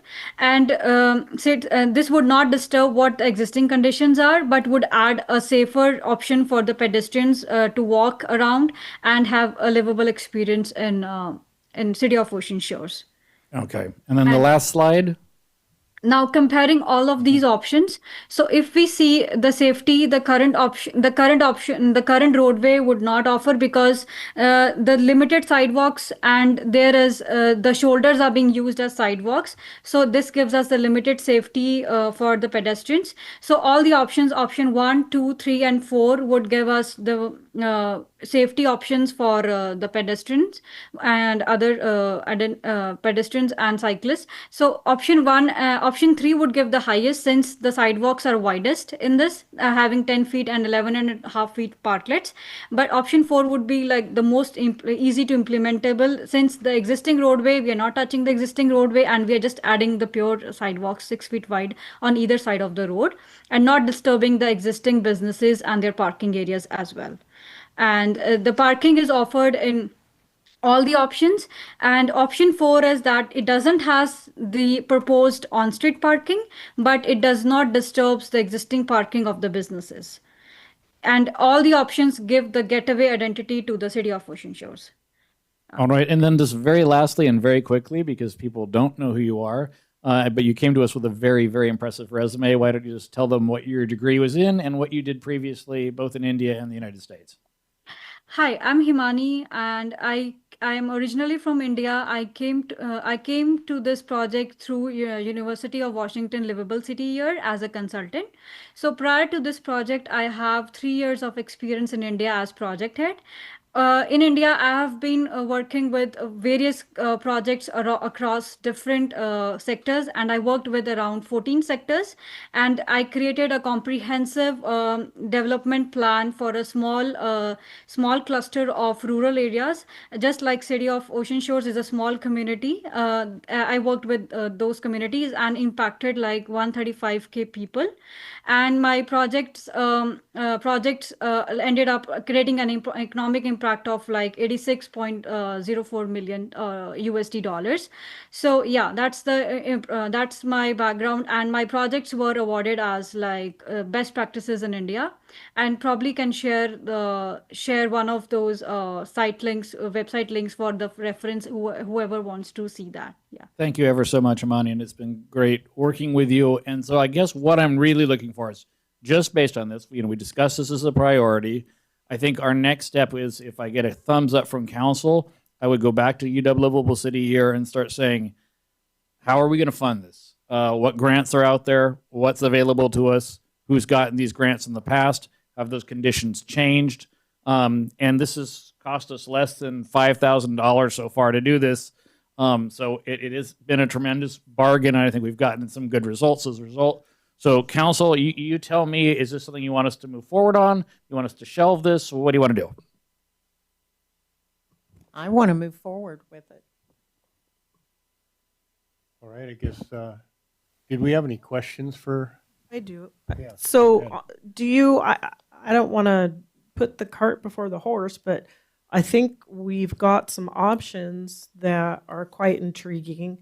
But I'd like to have a town hall and get some buy-in. After I find out what the funding mechanisms would be and how we would pay for that and how much we would pay, that's when I'd like to start. But won't it matter what option we go with? I'm just talking about what grants are available, period. We have that information already. We do already have it all? We have that information Okay. already.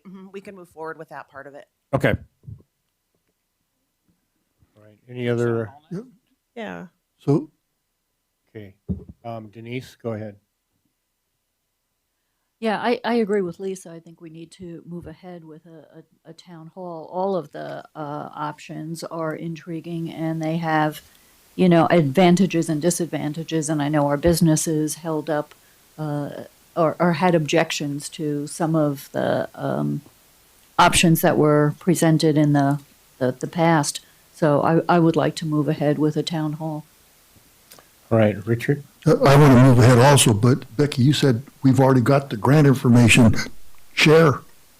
We do. We have a list of, Himani provided a list of grant options for us, and they are like the TIB funding that we used for the High Dunes Trail. That is a grant that we can look into. Safe Routes to School is a grant that we can look into. So one thing that we could potentially task University of Washington with going forward is, how did other cities like ours use those grants? What did they write in those grants to be competitive? Working with our grant writer, Tim Hiles, right alongside with him. That's what we were thinking. There's also some with Department of Transportation. Target Zero is another one. I know other cities have used that. I think there's some funding mechanisms that can be just, we need to take a look at. But I guess we've come far enough that we as council need to participate, as well as we need to hear from the citizens. And I think we've got some important, options to discuss. There's quite, off the top, option 4 is great. It doesn't really impact the businesses parking, but we do get our sidewalks and whatnot. So, there's some options. I know the last time this didn't go forward is it really did interrupt business quite a bit in their parking. I think there's some things that we need to discuss and be mindful. And I know that sidewalk projects can be done in increment steps. They don't have to all be done at the same time. So as funding mechanisms become available every year, you can always add to that. But also, I think we have some other things we need to look at. Public restroom potentially within this project, as well as some additional parking, maybe on some vacant lots that we may or may not own. It's just there's so much more to talk about. I really would like to have this conversation with the public at this point, because I think we have been talking about this for a long time. Well, I know before I came to work for the city, the sidewalk conversation was on the table, and I wasn't here, but what I feel like I was told was that the public wasn't necessarily getting all of the information, and there was a big fear that the sidewalks were going to take away from the turning space into where you can turn into the businesses, and so the business owners were concerned that that was going to take away from their business. So I think a town hall is like the perfect place to have everybody be able to give their opinions. And We had every intention of having a town hall, but we wanted to go over some options here with all of you. It's just the And next then we can step. take that to the public and have a town hall and let everybody weigh in on it. Rich, go ahead. I think there's one, it's not a minor step, but it is just one step that would be helpful if they would do for us. And I know there's a couple of photo or graphs with kind of an overlay, but as a person that owns some of the businesses on the street, when you integrate a sidewalk, and let's just say you go with option 4 and it's a sidewalk, well, there's some businesses that don't have much space between where this proposed sidewalk would go and the front of their building, where now they have parking that's, I don't know, head-in parking, I guess you'd say. And so how would that work? Because right now we could pick a number of businesses that don't even have pavement. They have rock. So you're going to lay a sidewalk down that's going to be at a different elevation than their current, than the current grade in front of their business. That's the biggest deal to me, because we want a sidewalk. And I think about the home port and how they're parking in the right of way. And if we put a sidewalk there, where are the bumpers of the cars now? So if we do need to take parking away, where can we recreate that for people? Yeah, we'll have to look at all that for sure. And then, we're going to have more than one spot where we lower the sidewalk so people can pull in and out of the businesses. But you're right. That too, yeah. There's that's part of our problem. We got nobody built on the same line. They were scattered closer to the road, back from the road. There needed to be some planning here a few years back when all that was done. And then the size of our right-of-way is, we got all kinds of buildings in our right-of-way, as you see on there too. So. Are there actual buildings in the right of way? Like half the buildings on Point Brown are in the right of way. Yeah. Maybe not half. I might be over exaggerating, but they are. Yeah, it's on that there.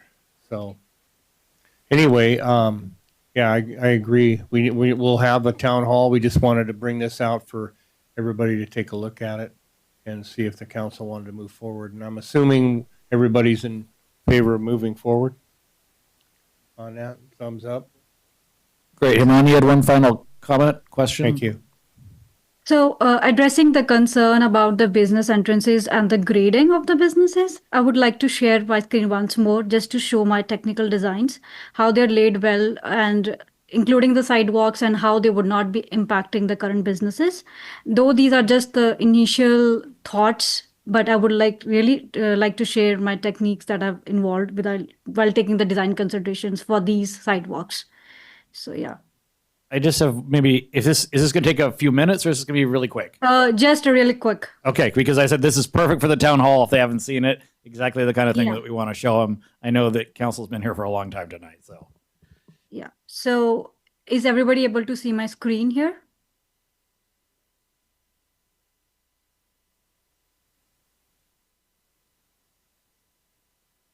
Can everyone see my screen here?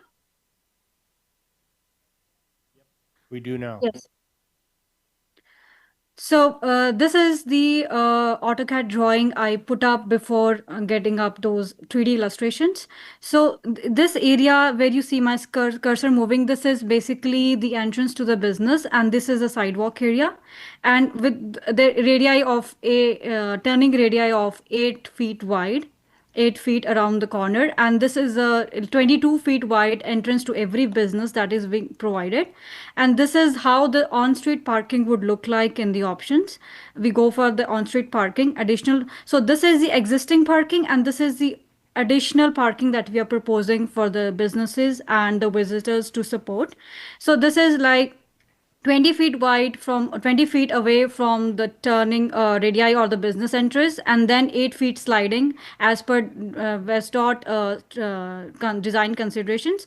So all the business needs have been taken care, and these are the probable locations of the additional parklets that would be in the option 3, and where the restrooms could be placed, like public restrooms that could be used as a part of public realm.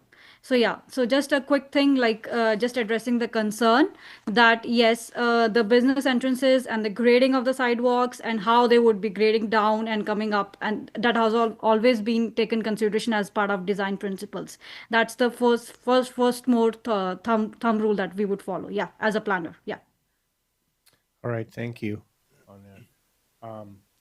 I guess we appreciate you coming tonight and explaining things for us. I think we'll move on from here. Yeah, Scott will contact you tomorrow. Thank you for coming.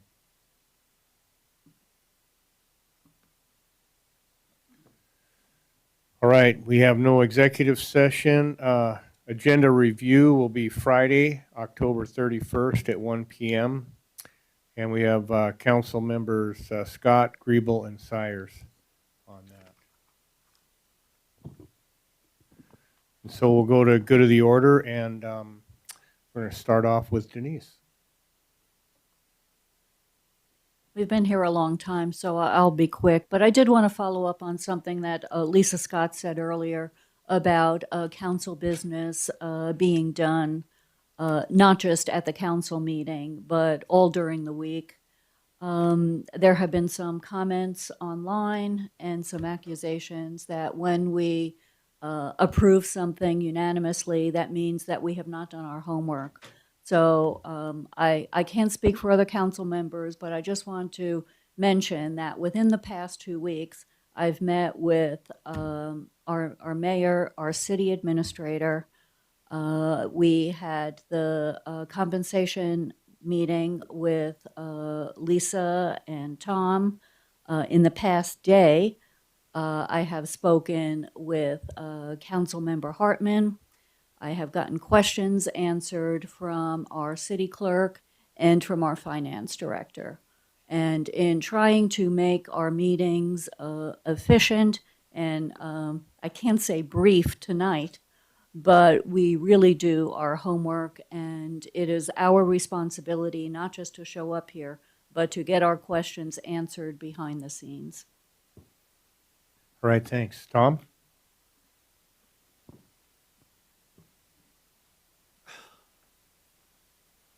You know, so I don't like to talk a lot, so I don't.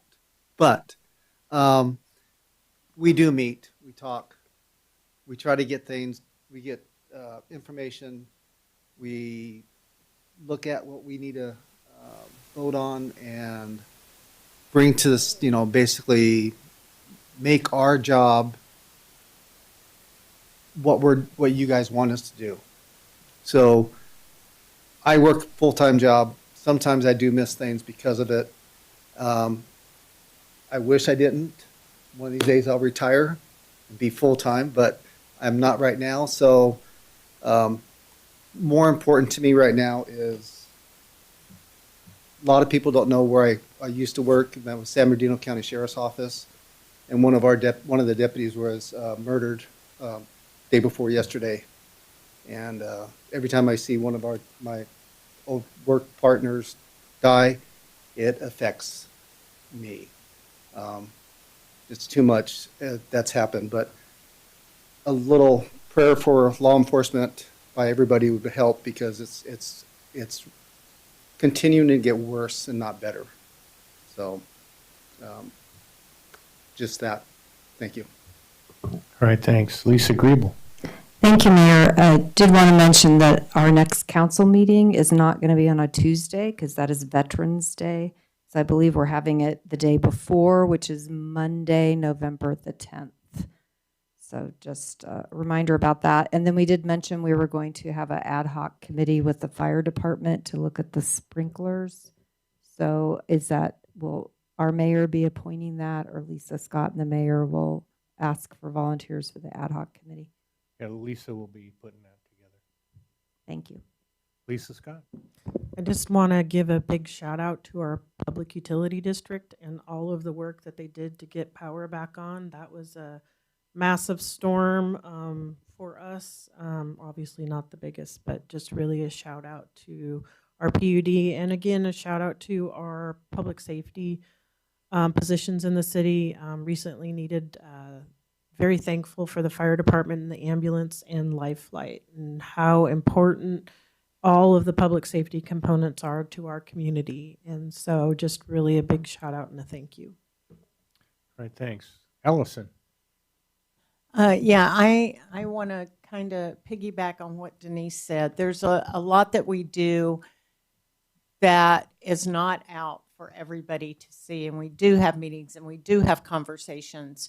And when I saw a lot of things posted this week that we're just rubber stamping things and we're not doing what we're supposed to do, and that's very frustrating to me as a council person with the amount of time I work with my full-time job, with volunteering things that I do, and all the time I spend working on my committees and things with council.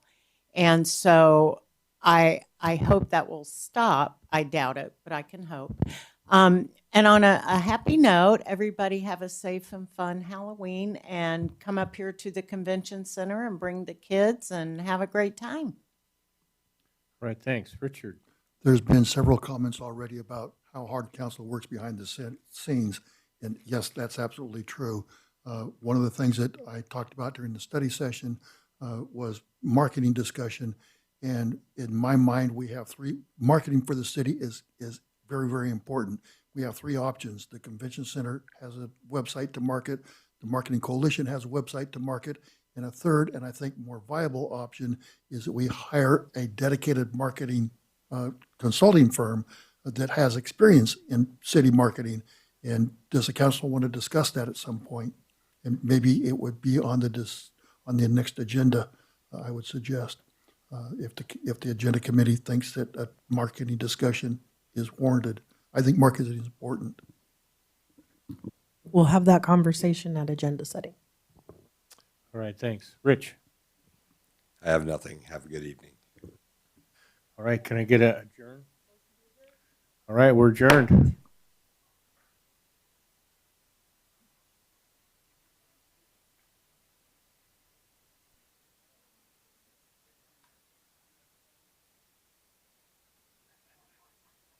Thank you.